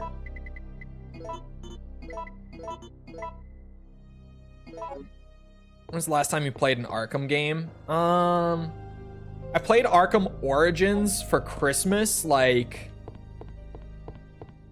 2 years back, something like that. I played through it on stream during the month of December a while back. I played Gotham Knights when that came out. Never finished it. Gotham Knights was so... Oh, that was tragic. One of the few times in my time on YouTube that I have been like, yep, I'm going to play this game on release. I had low expectations going into it. But I literally, like, at a certain point in Gotham Knights, I just said... Like, I was just streaming through it, playing it, and I just went, you know, chat? This game is boring as fuck. This is going to be my last day streaming this game. I'm over it. And I never streamed it again. I actually, like, I genuinely just... After that, like, that was it. I just had a moment. I think, like, 20 hours deep or something. Hold on. I can go look on Steam. 19 hours of playtime. So I had a moment like 18 hours deep where I just said, you know what, chat? This shit's too boring. I'm done. And we never streamed it again after that day. And guess what? No one gave a shit. Literally, no one cared that I dropped that game because it was just so boring. It was boring to play. It was boring to watch. It was just like a collective, yeah, no, we're done with this. Immediately. Repeat. All supervisors return immediately. I know it's not genuinely an Arkham game. They didn't brand it as an Arkham game, but like it's an Arkham game. Managed to stay alive up until now. Supposed to be a live service and they removed the multiplayer. Of course it was boring. Yeah, it was. How about helping out? I have no intention of helping you. Even like they removed the multiplayer, but they kept the grindy aspects and the weird loot system. Like so much of the live service design was still there. You're saying which is what made it so weird to sent in a me. military unit to So I'm be trying to butchered talk by with my the hands to where you can see it, and it leads to this weird Not like exactly. my hands are in my face. Because you can only- yeah. It was an unexpected outcome that the team would be wiped out. We were only required to collect live data from the subjects. It was so weird. It was so weird. Because, like, yeah, it wasn't live service anymore, but you know what I still had to do? Go out and, like, grind up all of my individual characters, like, levels and combat stuff and whatever. If I wanted to actually, like, mess around with all of them over the course of a playthrough, I had to go and grind with all 4 of them separately. Why? Why? What is that? That's a big worm. That you're terrified of despite having just seen it like an hour ago. This is not the first time you've seen it. Jibble. You don't remember? In the sewers? Jibble? God, that sounds tedious. Yeah, it was literally just like, I was playing a single player game on stream, new game. So naturally, like, yeah, I want to play as all 4 of the characters in the game, show them off for, you know, content purposes and all that, experiment. And I had to go and fucking grind open world activities for hours with all 4 of them separately if I wanted them to actually be, like, usable at the point of the game that I was at. Just so dog shit. Because again, it was supposed to be live service, and if it was live service, that would be a little more understandable, but they cut the live service, but left all of the design that was influenced by the live service direction in the game. Like, it really was just a live service game with the live service taken out. It was a single player game that played like a live service title. Thought you meant Arkham Knight? No, Gotham Knights. Arkham Knight is okay. I know with time, a lot of people have become more positive on Arkham Knight. I really haven't. I still am like, it's fine. of the 3 like mainline Arkham games, because Origins was kind of in a weird side category. If you know, you know. But of the Arkham trilogy, so to speak, Arkham Knight is the worst one. And it's not bad, it's just...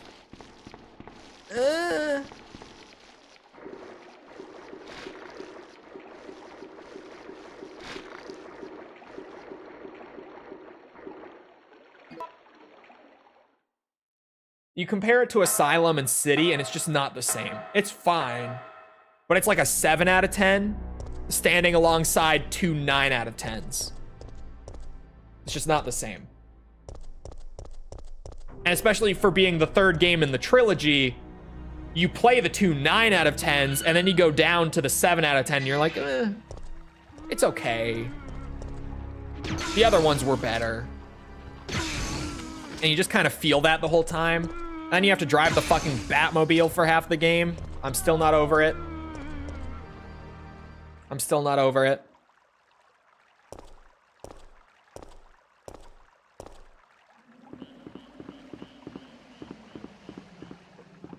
Gotham Knights versus the Avengers.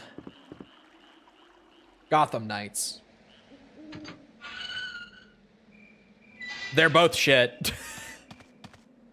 They're both boring as fuck, but Gotham Knights.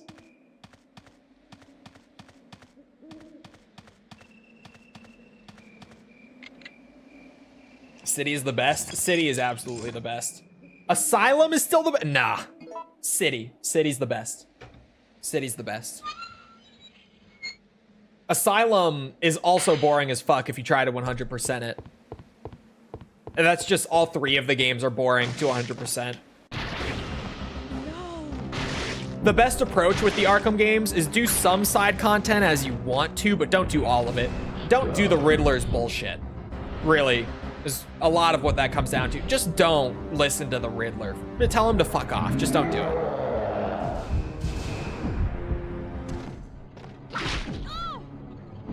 Just don't do it.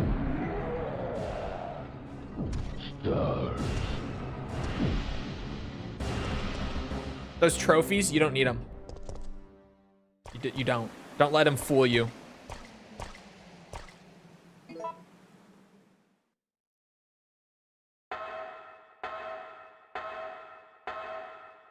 It takes less time in Asylum. Maybe fair.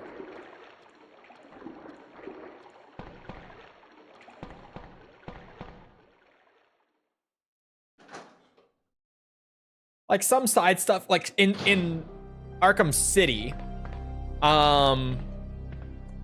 the Mad Hatter side quest is great. Do that. That's so good. The Zaz one, also pretty great. Do that. But like, yeah, the Riddler, no. 100%ing, no. But some of the side stuff is totally worth it. Just as long as you don't dedicate to doing everything, you'll be fine. But 100%ing any of the Arkham games is miserable. As someone who really loves those games, miserable.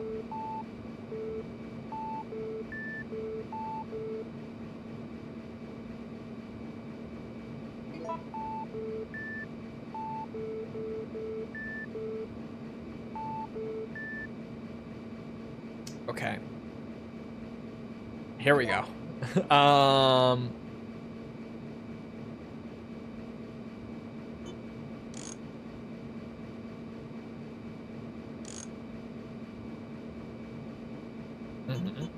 Okay.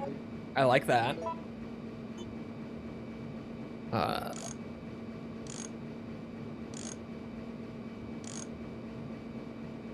like that.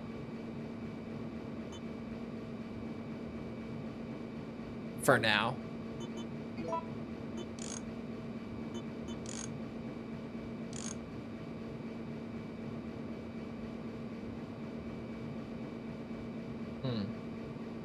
Okay, I'm gonna change this a lot.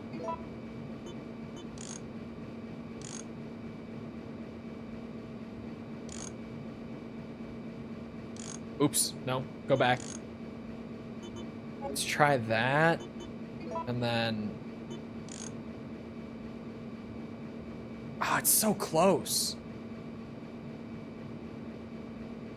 How is it so close, but it's missing a couple things?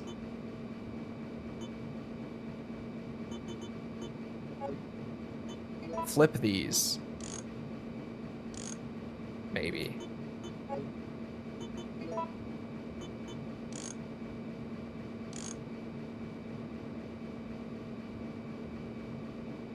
That's right, isn't it?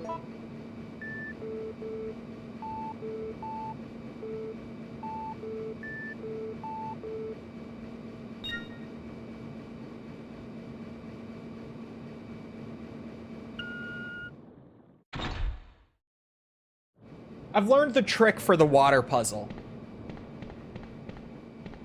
To share my wisdom with the world. It's still, like, it takes a little bit, but to share my wisdom for anyone who fucking hates that puzzle the way most people do, focus on just lining up all of the, like, full bars. Like, the straight across bars with the top. Like, get that sorted. And then everything else kind of falls into place from there. Like, just sorting those out to where you have it where, like, all of the full bars are spread to only the spots where they need to be. And then you work from there in, like, shuffling those around. Everything else just kind of works out on its own if you do that. Thanks, Carlos. That's how I've been doing it, like, the last 4 times, and it's been so much smoother since I started doing that. A missile directly into the city as soon as day breaks. At dawn? But that's only... What is your most and least viewed 100% stream series? I don't know for the 100% stuff because I don't track it as heavily. Watch out for that I could tell you for the video series, the most viewed for the videos is Metal Gear, and the least viewed for the videos is Yakuza, out of all 5 of them. I could pretty much power rank the viewership on them off the top of my head. Actually, I track the viewership. I haven't updated it for like a couple weeks. Where's that file on my computer? This one. I track it. Okay. Yeah. I could tell you the full power ranking for the videos out of the 5, okay? Number 1 at the top, Metal Gear. No shit. 2nd, Armored Core. 3rd, Ace Combat. 4th, Resi. 5th, Yakuza. That's the current power standing. Currently. Keep in mind that the older series have more sway because of just longer lives. But for stream viewership, I couldn't tell you exactly. Couldn't tell you. They really do flip-flop all over the place. Yeah, no, the streams are all over the place. I would say the Resident Evil streams, the Metal Gear streams, and the Yakuza streams tend to surprise me more, pleasantly surprise me more. Especially the Yakuza one is weird. The Yakuza streams do about as well as everything else. The Yakuza videos perform like shit. Like total shit.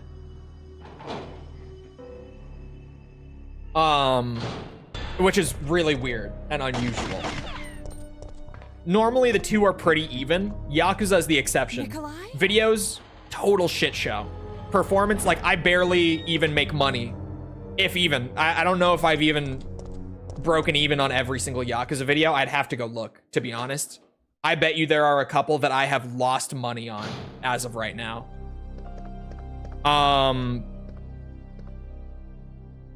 But the streams for Yakuza do perfectly fine. But the videos don't. The videos do not do well for Yakuza. Have series views ever been concerning to you? Yes. Yakuza has been concerning to me. Metal Gear was concerning to me until I did MGS 1. So I'm kind of holding out with Yakuza and being like, the Yakuza 0 video might kickstart everything. But I don't know. What do you mean you're losing money? I mean, I'm losing money. Like, I'm spending more on the game than I'm making back on the video. Like, the videos are going negative. Like, I bet the Yakuza 5 video is still in the red if I go and look at it right now. Oops. Hold on. I'm going to look. The Yakuza 5 video.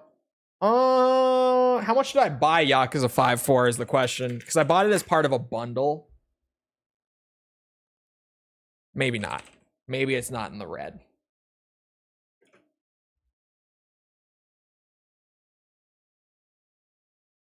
Hold on. No, it's not in the red.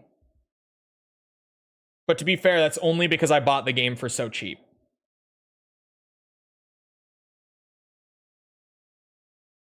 Kudohyo 2. Kudohyo 2 is in the red still. And that video is fucking dead as shit. You want to know how dead, chat? In the last 48 hours, the Kudohyo 2 video has gotten 46 views. Like, that video is basically flatlined. That video is totally dead. Which is not super common for my channel. But it is a common trend among the Yakuza videos. The Yakuza videos totally flatline. I don't entirely know why. Because I feel like the Yakuza fandom is fairly large, fairly active. But man, those videos perform like ass. The hours of work should be a factor too. Yeah, if you start looking at hours for the Yakuza videos,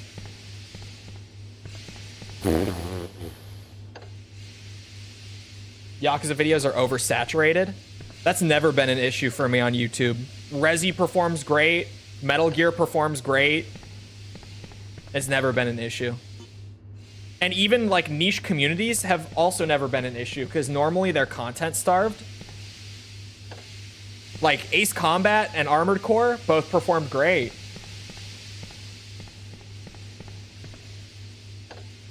But the Yakuza shit really doesn't.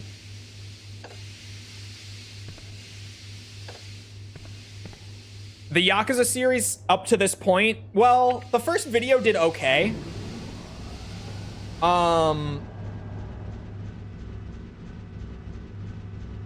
The first Yakuza video did perfectly fine.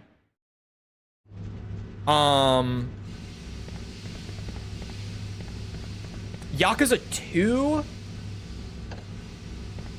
No. And ever since Yakuza 2, the Yakuza videos have performed like shit. I think Metal Gear's a bit content starved because of the lack of new games. I mean, content starved in terms of YouTube, as in people not making videos talking about the games. Like, to be honest, I think that's why Armored Core blew my channel up.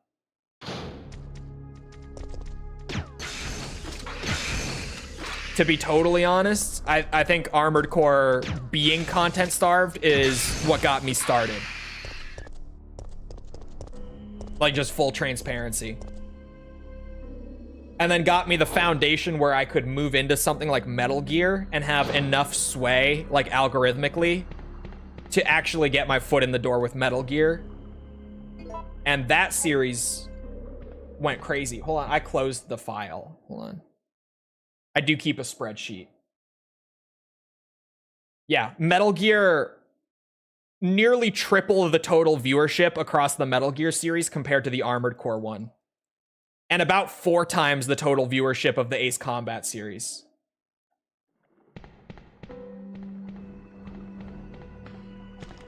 Like, Metal Gear totally fucking went. a lack of content due to the lack of new games. I don't feel like Metal Gear has a lack of content. There's new Metal Gear content going out pretty regularly, I feel like. Like, even just what I see in my feed. Pretty regularly.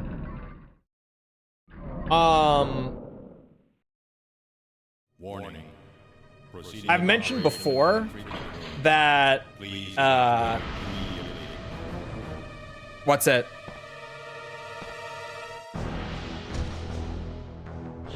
I've mentioned, what was I gonna say? ADHD moment just happened. Oh, I've mentioned before, I think where I fucked up back in August was, well, okay, I didn't, yeah, you could kind of say I fucked up back in August with deciding to do Resi and Yakuza on top of each other. That could have been the mistake, and it kind of was.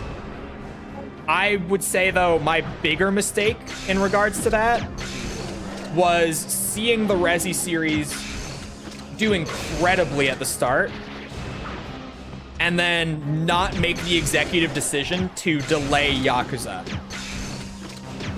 Because I almost just blurted out the series. I've mentioned before that originally in August, I made the decision to do 3 series on top of each other and just bounce between them.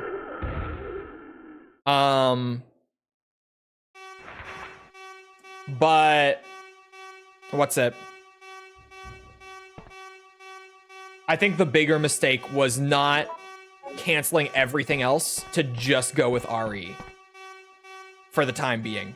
Like, I would have still gone back and done the other 2. Like, right now, I still think I'm going to go back and do the 3rd one. But I have to get the first 2 done. You think RE overshadowed Yakuza? No. Because, okay, I have to rewind a little bit. I felt some of this when I was running Metal Gear and Ace Combat at the same time, where the constant bouncing back and forth, I felt at the time was hurting both series. Because Ace Combat, while it didn't have as strong of potential as the Metal Gear series for like algorithm and all that, I felt like my momentum with the Ace Combat series was being hurt by taking time away from that series and putting it into Metal Gear. Even though Metal Gear was doing great, I felt like it was maybe hurting the momentum of Ace Combat to do that. And then I also felt like Metal Gear, as amazing as it was doing, could have been doing better if I didn't have to take time away from it to do Ace Combat. And right now, I'm feeling that like tenfold with RE and Yakuza. Hold on. I'm going to pull the numbers. Hold on. I'm going to pull up a fresh notepad. Is my font big? Big enough. I'm going to do the numbers for you guys, okay? I'm going to go fetch these. Because let me just put it into numbers for you. Oops. You will see it very clearly. Very clearly. Hold on. Let me go back to when I started the Resi series. Okay. Here we go. RE1, first video in the new series, 56K. RE2, 99K. RE3, 36. Survivor. Where's Survivor? 19. And keep in mind, these are not like week 1. This is just long term, right? Because I could go and look more deeply, but Code Veronica, 32. Pulls back up because it's mainline again. Lesser known. And this is just generally like RE1, yeah, it's the first game. RE2, big game. Everyone knows RE2 was a big moment. RE3, people talk about, but not the way people talk about RE2. Survivor, much lesser known title.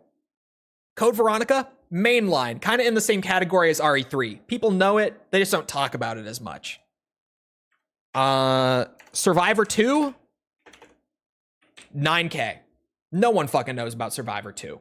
It didn't even release in the US at all. Then I switched over. My controller. I almost just flung it, dude. Hold on. This is in release order. I did those 6 videos just straight. I was just doing Resi for like a month and a half. These were weekly. And these were doing good. A little less good after RE2, but generally the momentum was really there. Then Yakuza. Yakuza 1. Holy shit, I can type. 12K. Not great, but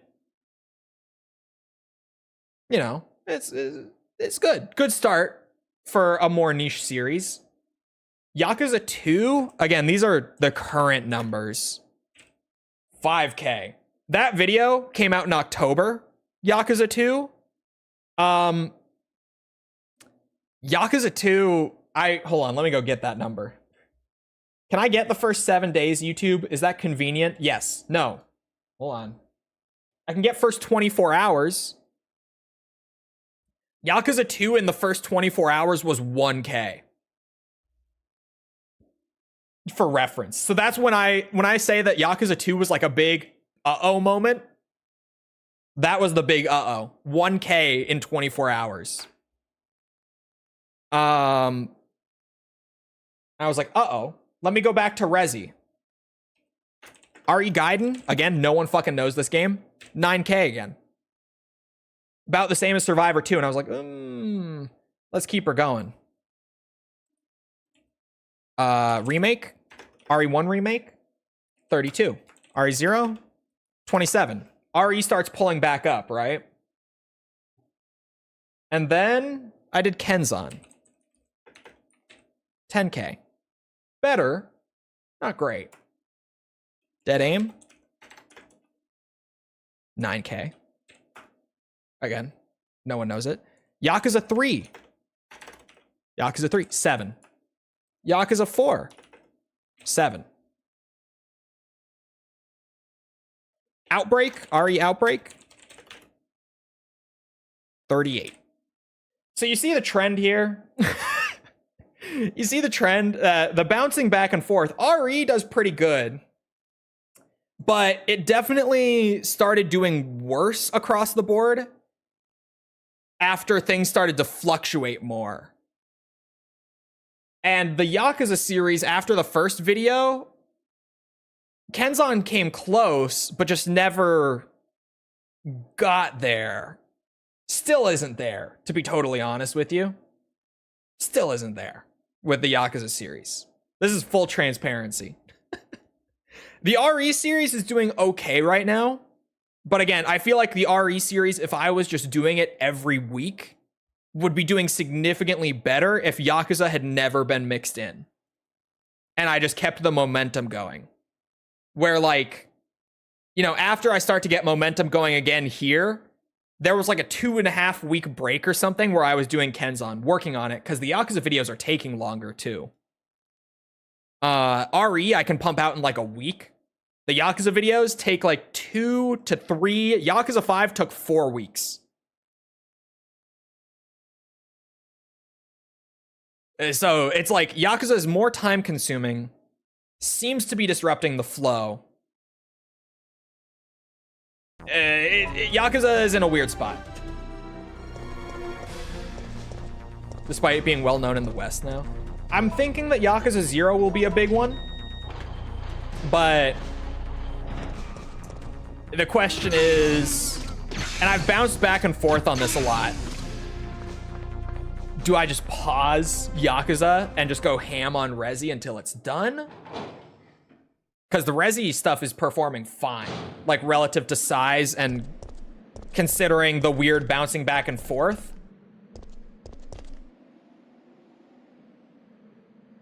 It, you know.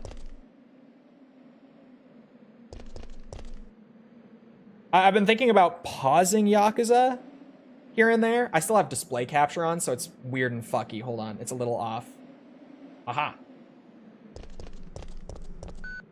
Shift to doing one at a time. Yeah, that's what I've been thinking. Like, that's what I was thinking back when I first split between two series. Nikolai?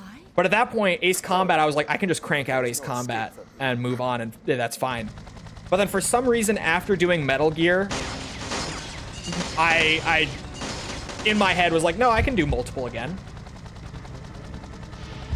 Pick up Yakuza again after. I've been thinking about it. But each time I'm like, I don't know. I'm just gonna.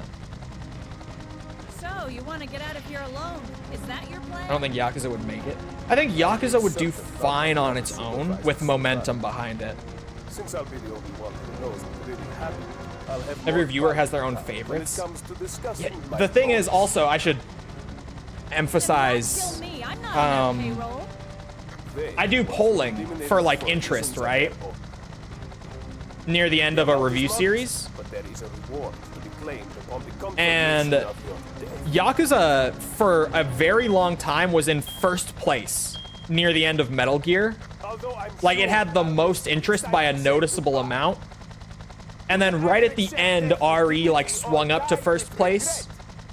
But even then, the difference between RE and Yakuza, I'm looking at it right now, I went and pulled it up, is 0.12% in interest. Jill, what happened? So I don't know. Carlos, And this isn't like a small poll. This is a poll with Nikolai beat us to the chopper. 8,200 votes on it. So it's not from not like it's a small sample size throwing things off or anything. This isn't over yet. I'm not giving up, Jill. We still have a chance. Then you should take a break from it. I don't know, because it's not like I'm gonna ditch the whole series. Jill, It's just I would that's put it on We gotta pause, find a way out of here. Now. carry the momentum through with RE, and then go back to do just Yakuza and see that through. Warning. Missile attack. Are from confirmed. non-subscribers and new viewers? Yes, I can. Missile attack Hold on. confirmed. Emergency level D. All personnel evacuate. Yakuza immediately. 5. Let's just look at that.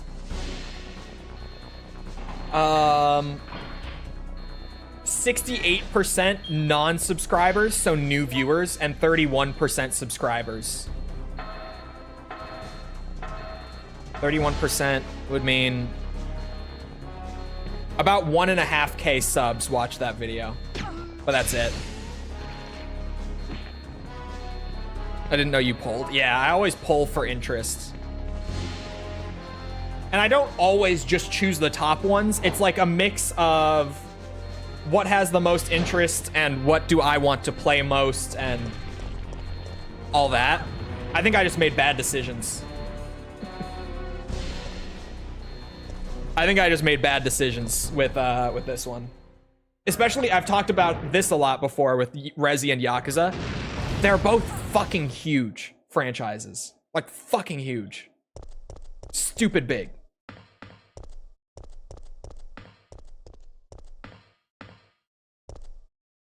Checking system. See if it picks up interest. I don't know. Because even then, I know that single tends to work better. Warning. There is not enough power to activate the Both system. have 20 plus games, exactly. Resi is closer to 30.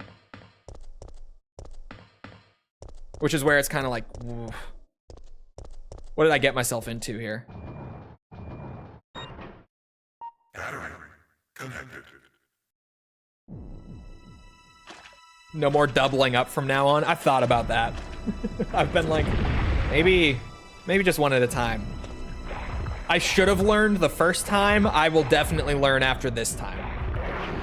Basically.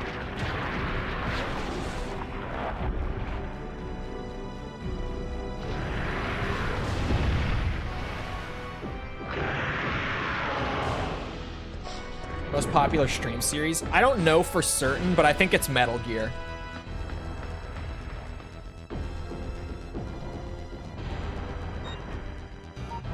It was Resi at first. Again, right during that initial period of the review series, it was Resi. but Metal Gear has grown even more since. And Resi has tapered off a bit. Rail cannon has been activated. Executing quick charge program. Preparing to fire.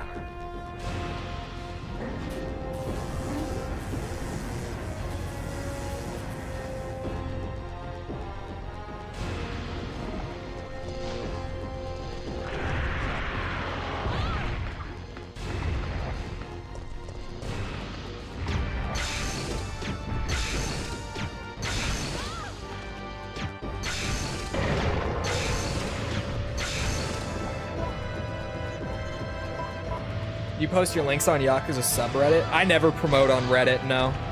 Because most Reddits are strictly, or sorry, most subreddits are strictly against self-promotion. I don't know the Yakuza subreddit for that specifically, but I would just assume that they are as well.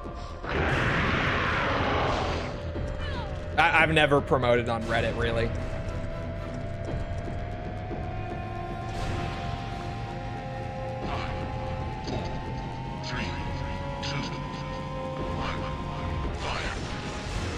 Take that, you big bitch.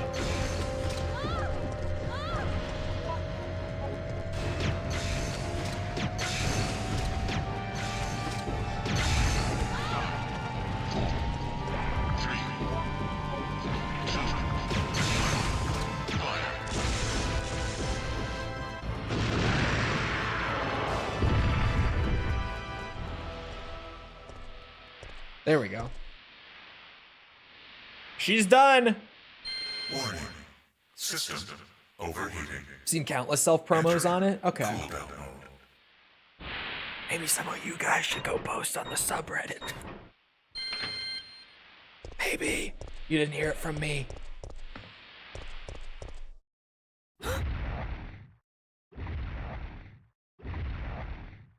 Give him the stars one last time.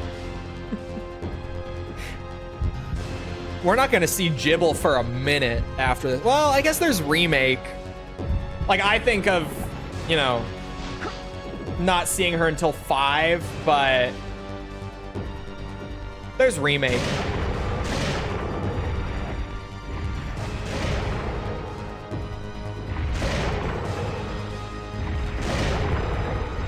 You want stars?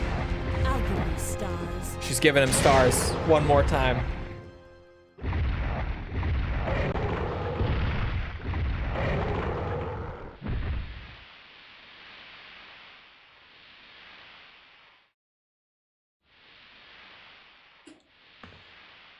Probably the least reviewed games on YouTube. Probably, especially Kenzan, I would have to assume.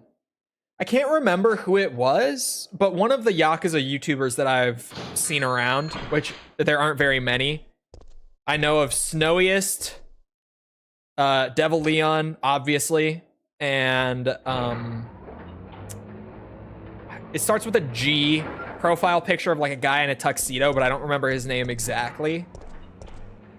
Which is a shame because he's probably my favorite of the 3 from what I've seen of him. It's over, Carlos. What are you talking about? Don't you hear that? Goku Doni? That sounds There's a right. second chopper, and it's here to rescue you. Who could possibly be looking I can't remember for me? which of them I saw It doesn't talking about matter, we Kenzan, just but it have was to one be of there when it them. lands. And they straight up were like, I have not played this game. I've played this game for like an hour, but I have not played more than that because I can't fucking understand Japanese. So even like in the coverage that they've done, it's more like things that they know about the game from other people rather than from them actually playing the game themselves.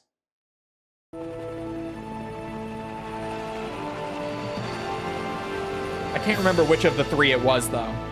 Thanks, you saved us. It was Snowiest. He hasn't played it. Yeah, okay. Is it you? Are you ready to finish this? I'm ready to finish this, Barry. It's coming. Yeah. It's the end.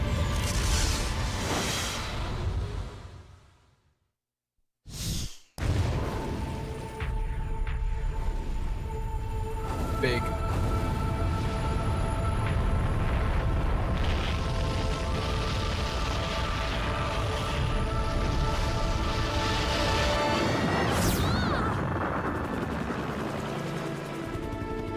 It's over. That's it. Umbrella's going down. Well, we have to read the epilogue and then it's over. Oh, and then I have to play Survivor. Oh, it's fine. That's fine. And now we have a rather unfortunate turn of events. It seems that the President and the Federal Council have passed judgment over the civilians of Raccoon City. The President and Federal Council have ruled that the Bacillus Terminate operation is the best. That's the end of RE3. Yeah, get ready for genuinely my least favorite Resident Evil game I've played out of all of them. And I've played most of the spin-offs now. Prior to doing this series, I had played every mainline game already. But I've played almost all of the spin-offs now. And Survivor is, in my opinion, the worst Resident Evil game. Just period. I don't think they get worse than Survivor.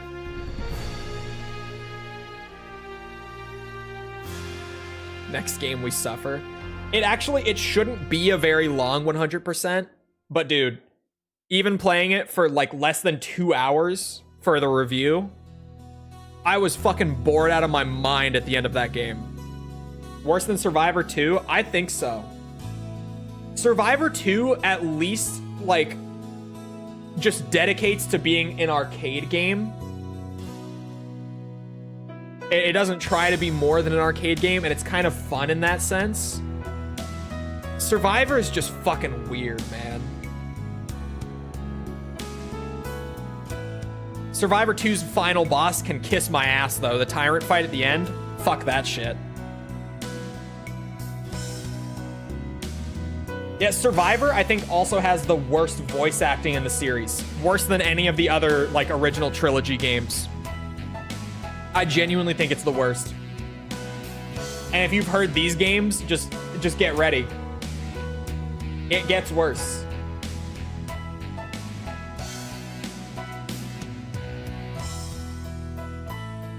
How many RE spin-offs have I not played now? Hold on. I've played most. I haven't played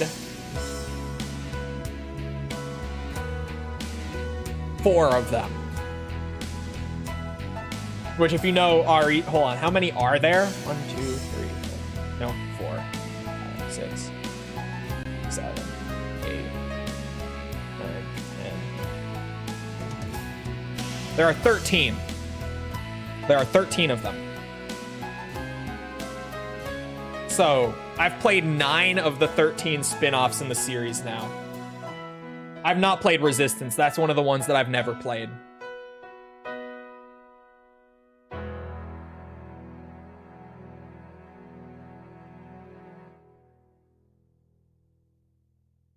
It's just bad voice acting, no charm like the OG. You're kind of right.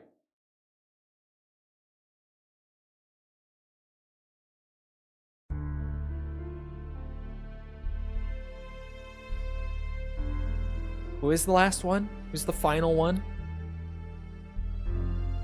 Oh my god, of course. His face? Once again, only you survived, Mr. Death. The chopper pilot speaks with a cold bitterness. Always, only you survive, Mr. Death, the pilot continues. But Hunk does not respond to the pilot. He doesn't care. The Death cannot die, the survivor thinks to himself with a warm smile. It had to be Hunk, the final one. Gonna attempt the no damage survivor run? No. Oh, the Raccoon City menace has come to its ultimate conclusion. Nevertheless, as long as their insidious research continues, the terror of Umbrella Umbrella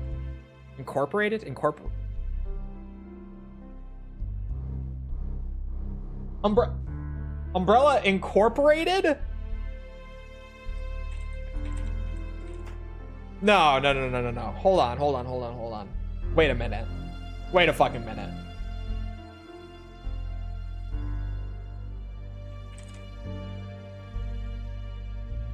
Incorporated?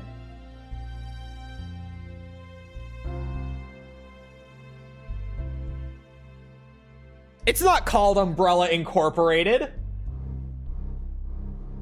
It's the Umbrella Corporation. It's never been Umbrella Incorporated. What the fuck is this?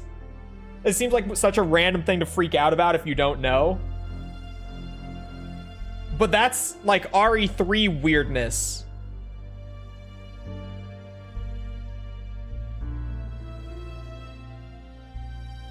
This is the first time they've been referred to as Umbrella Incorporated.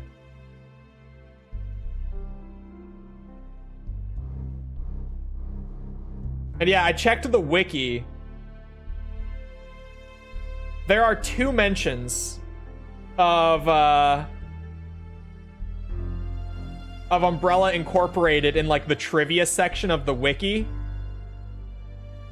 And apparently it's this epilogue and a document in RE5. Like a singular document in RE5 that ever referred to this as Umbrella Incorporated. What the fuck? Found this channel from Yakuza. Yeah, there's been some algorithm pull. But anyway. The terror of Umbrella Incorporated shall live on forever. I like that I got a thank you message for 100%ing it though. That's the first time they've done that for me. I like that. That's a good thing about RE3's 100%. A thank you message at the end is great. Always earns brownie points from me. I think it is incorporated, but the public refers to it as just the Umbrella Corporation. It seems like it might just be weird localization, at least at this point in the series. Because RE3 has weird localization generally. It's not like a new thing for this game. And the only other mention in the entire series being one RE5 document kind of makes me lean towards that. All right. You guys ready?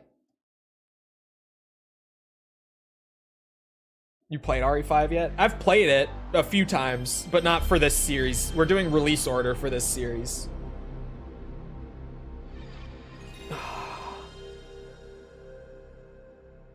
Welcome to hell. This is the lowest point of the RE franchise, in my opinion. This right here.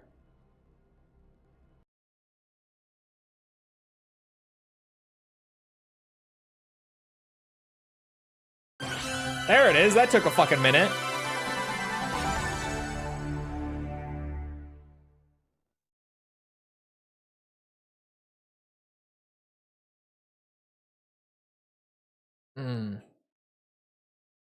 Very realistic sound. Why? Why am I here? Does this game have the lowest review score you've given? No. I think I gave Snake's Revenge a worse score. I think. Okay, it's in stereo. I was like, I gotta make sure because it specifically said it, but I must have done that the first time too.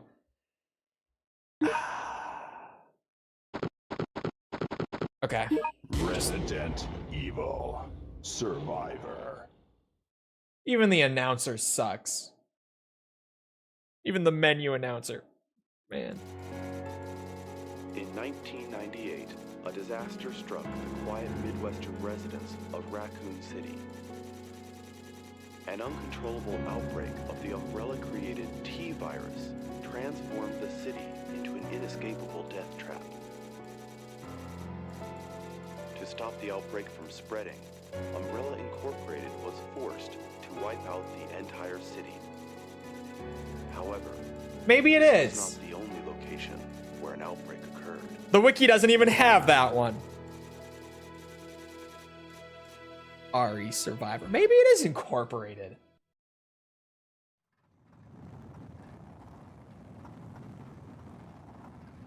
The timing on that.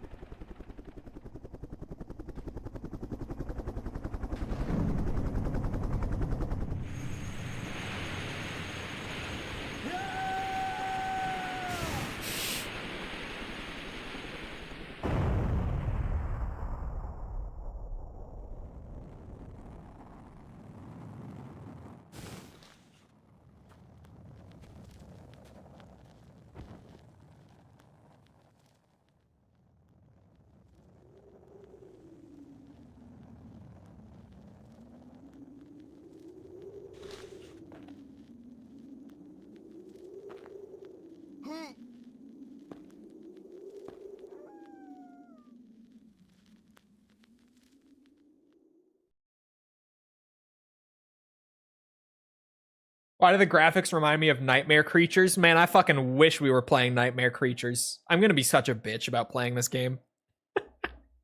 My only hope is this gun. I must remember. I must survive. Get it? It's called Survivor. Where am I? Oh!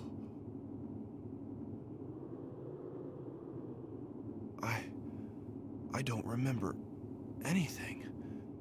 Who am I?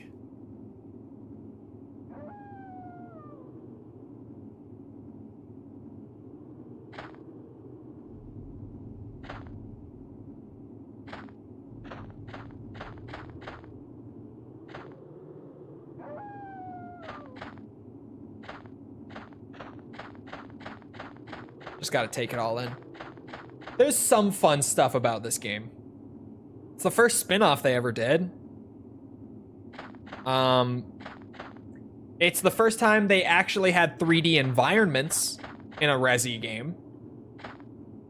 Oh, a helicopter. Was I on this? Also, this game does not open in media res. This is just the start of the game.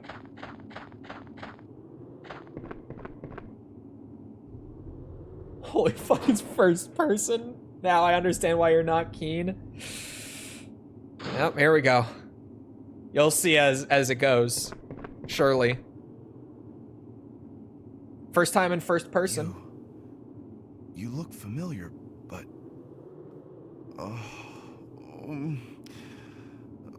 but I just can't remember.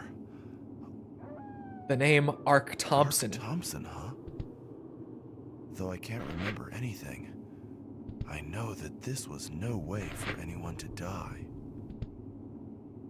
What?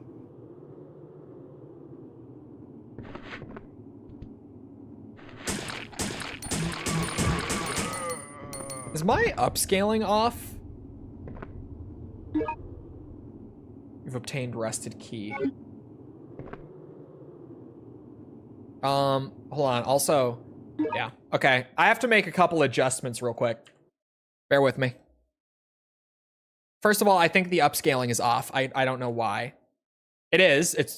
It was off. I was noticing it before, but I was really like, huh. Oh. I was going to turn off PGXP, but it is off.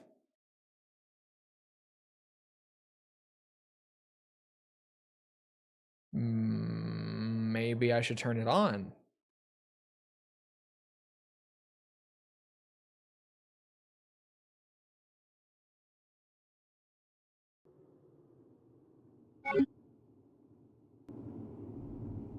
Nope, still fucked.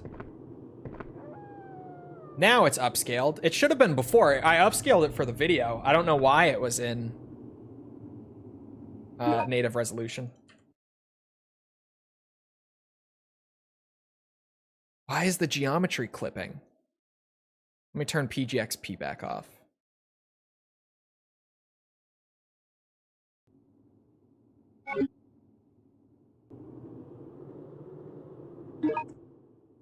All right, let me try one more thing. Hold on. I don't know why. My settings don't seem like they were what I recorded with.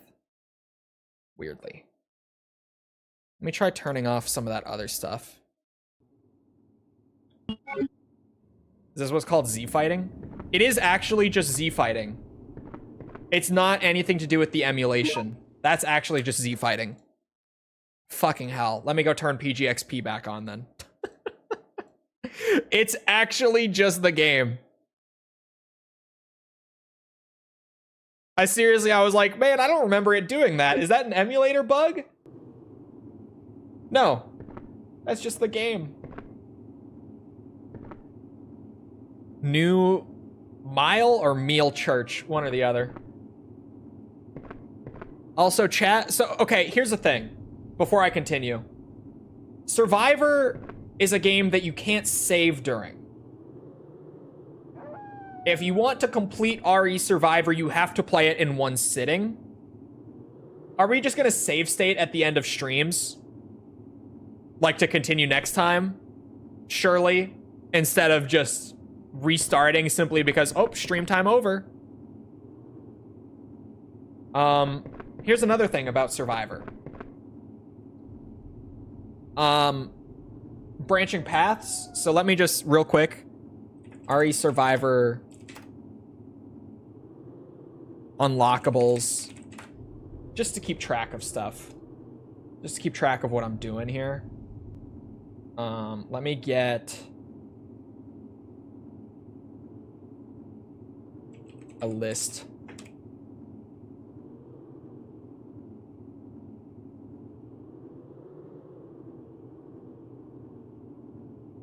Okay. For end of stream, save state seems fair. Good. I was just like, as long as no one has an issue with me save stating, like, at end of stream time, just so that we can pick up where we left off instead of losing progress. We'll go this way. Fuck the church. The church is where I went during my review playthrough, so let me go somewhere new. See where I end up.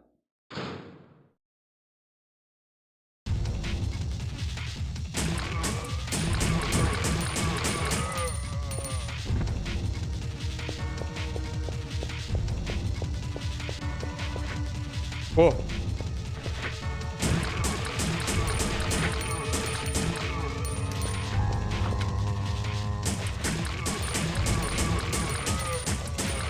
We are surviving.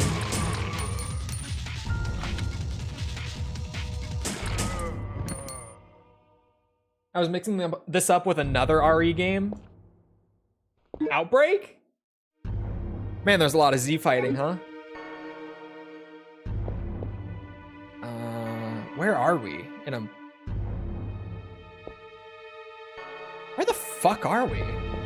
This door looks like a movie theater, but nothing else here looks like a movie theater.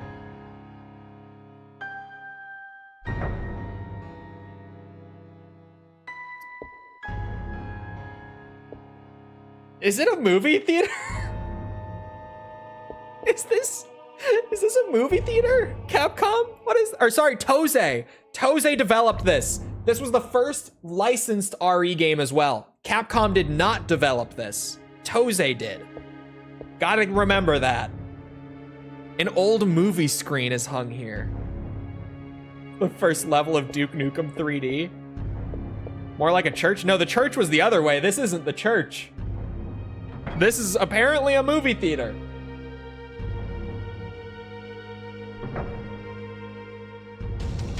Oh my god, they respawned. Huh.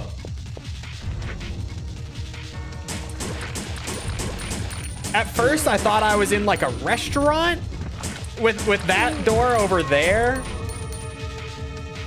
So I was like, but this door looks like a movie theater kind of door. So I went through and yeah, sure as shit. They just, I guess they used wooden benches in this movie theater.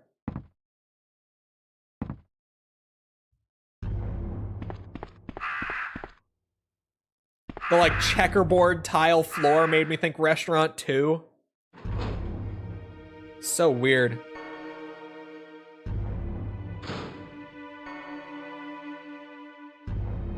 It's a fucking movie theater. Complete the campaign. We have to unlock every weapon in the game because when you complete the game, you can save and carry over to your next game. Okay, I had to make sure while I was saying that. I was like, I don't have my guns from the review playthrough, do I? But no, I didn't load a save.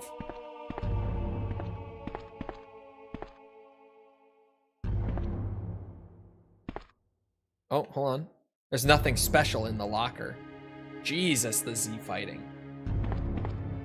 Someone tell Toze that they have to bring the things off the wall by like a little bit. They can't literally stick them in the wall. You've obtained report on destroyed Raccoon City. Slide, Raccoon City. After the destruction report. Date, August 5th, 1998. Report from the UBCS member, Part 1.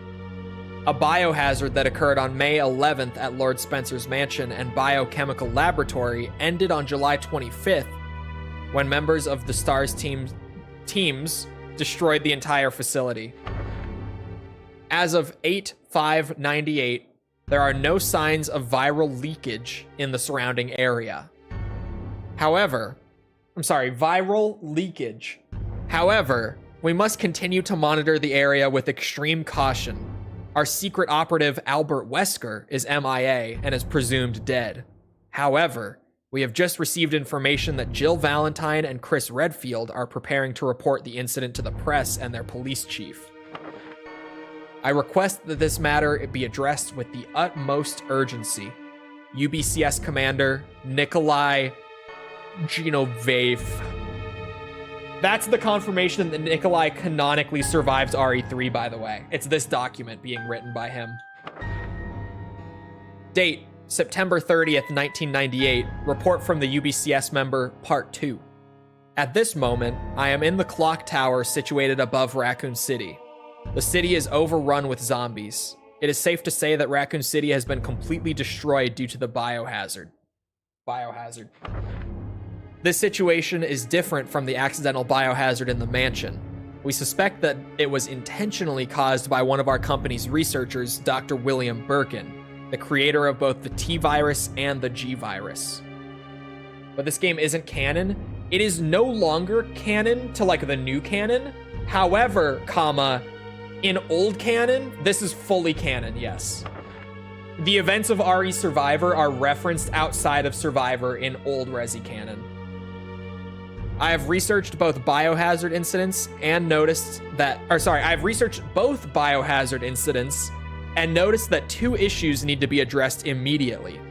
The security of the virus stored in our worldwide facilities must be improved. Also, we need to re-educate our workers. Biological weapon viruses will surely become our primary product, so they should be handled as such. All personnel should take extreme care not to allow any more biohazards to happen. UBCS Commander Nikolai Genovaev. Date, October 6th, 1998. If for anyone who doesn't know the dates, Raccoon City got blown up on the 1st or 2nd of October. I don't remember which one. But this is after RE3 now. We've had extreme difficulties collecting the sample data for T-virus contamination and tactical data regarding the BOW. The new BOW we call Nemesis was more ferocious and intelligent than we had expected.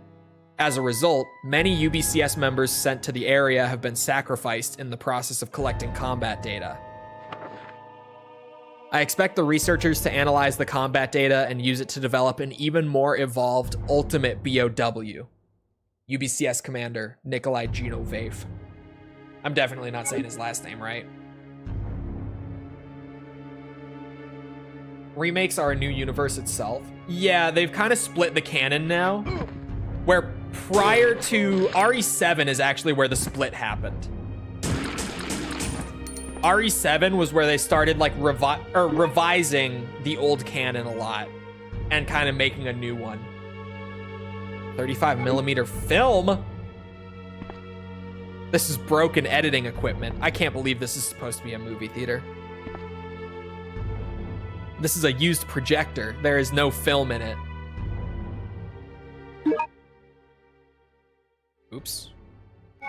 Where's my inventory? Oh. The other one. Oh, is it not like that?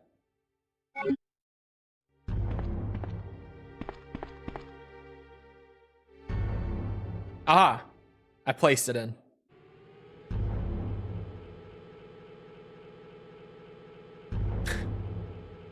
God damn it. Okay, I have to go back into the theater room.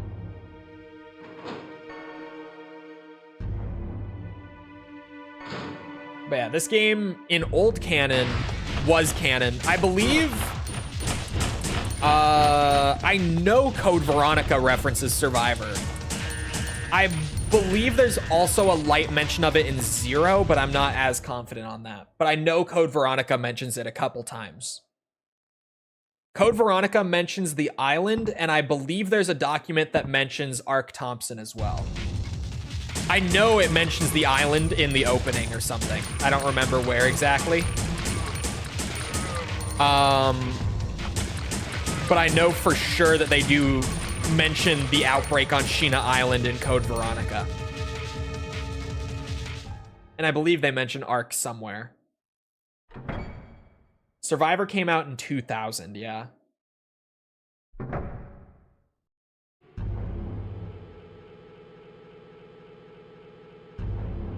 Could that be a virus? I can't believe it. Why is there a fucking key on the... How did this get here? How did this get here? How did the theater key... Oh my god. There is no logical explanation to that other than someone has to have put that there. While I was up doing the projector shit, someone has to have come in and put that there. Oh my god. They respawned again.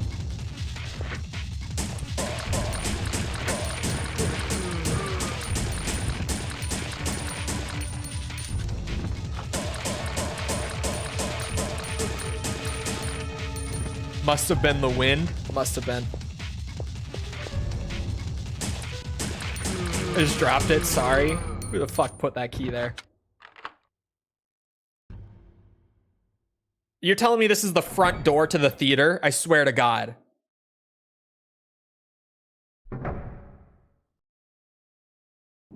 It is. You can't make this up.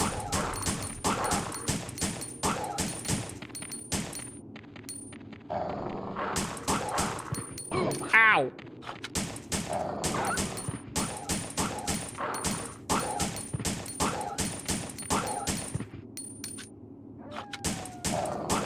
So, allow me to explain the controls here. To get the reticle on screen, I have to hold R1, classic Resi style, and then the left thumbstick moves this reticle while I'm locked in place. And as you can see, it kind of flies all over the place, and there's no aim assist on it until you land a shot, and then it starts like doing that aim snapping that you might have been able to notice.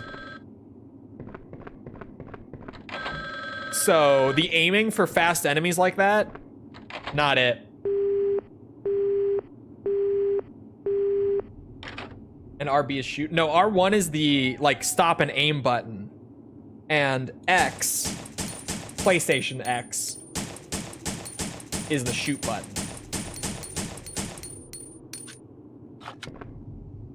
The phone hang up. Yeah, this game's localization, by the way, is wonky as fuck. I should have mentioned, it's not just the voice acting.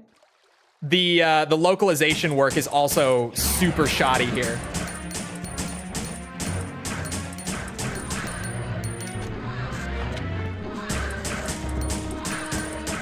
But yes, the handgun has infinite bullets. Because light gun, ow. Ow. Ow. Ow. I can't look down!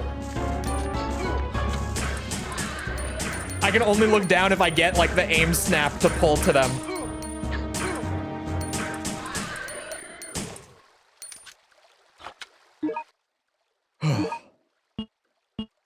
We are back. We're playing Survivor.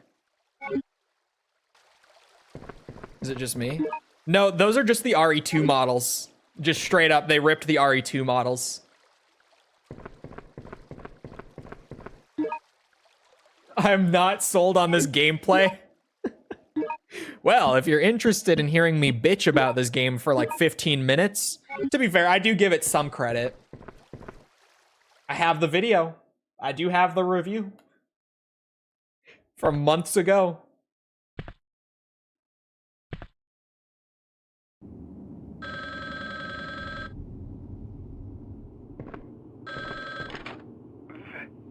Vincent.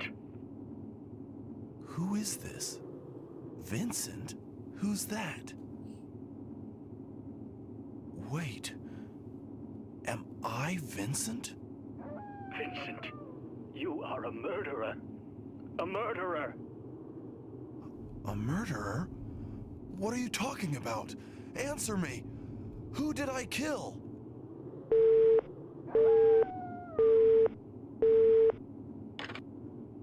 Cinema. Who did I kill? I'm a murderer named Vincent. Yep. Or I can't look up. The arcade, the library, hospital sounds good.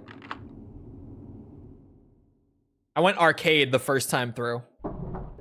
So I'm just gonna try going places I haven't been this time. Hospital sounds good. I won't allow you to escape. You're going to pay for what you've done.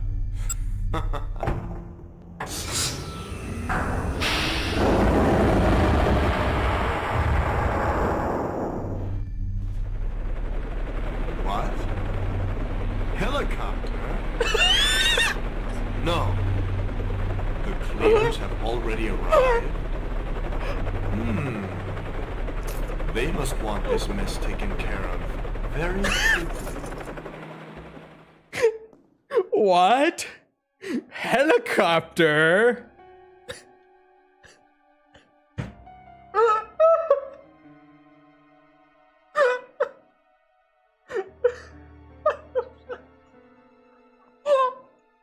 I need to replay it. I need to. Hold on, I'm pulling up my own stream. What the fuck was that delivery? Give me a second. Oh my fucking god. Again, I didn't do this route the first time through, so I didn't get that cutscene. Oh. What? Helicopter? What? Helicopter? There's no way, dude. That delivery is insane. Oh my god.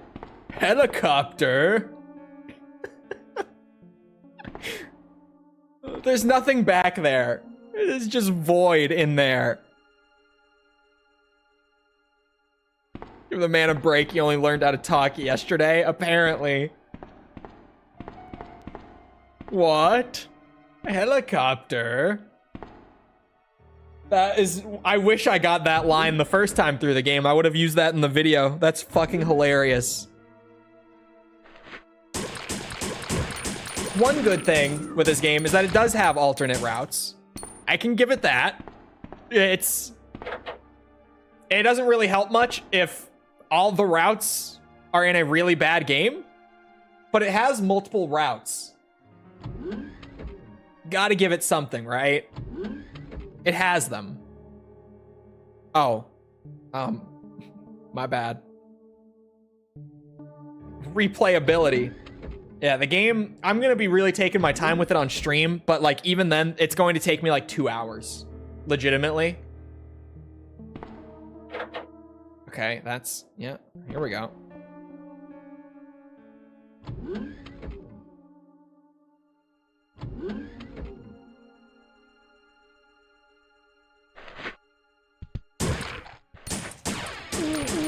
Did I just shoot out that window? Hold on, what?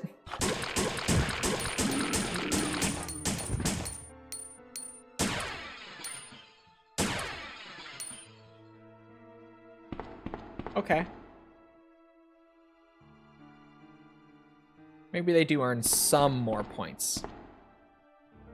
This appears to be a control panel for the CT scanner. You've turned the switch on.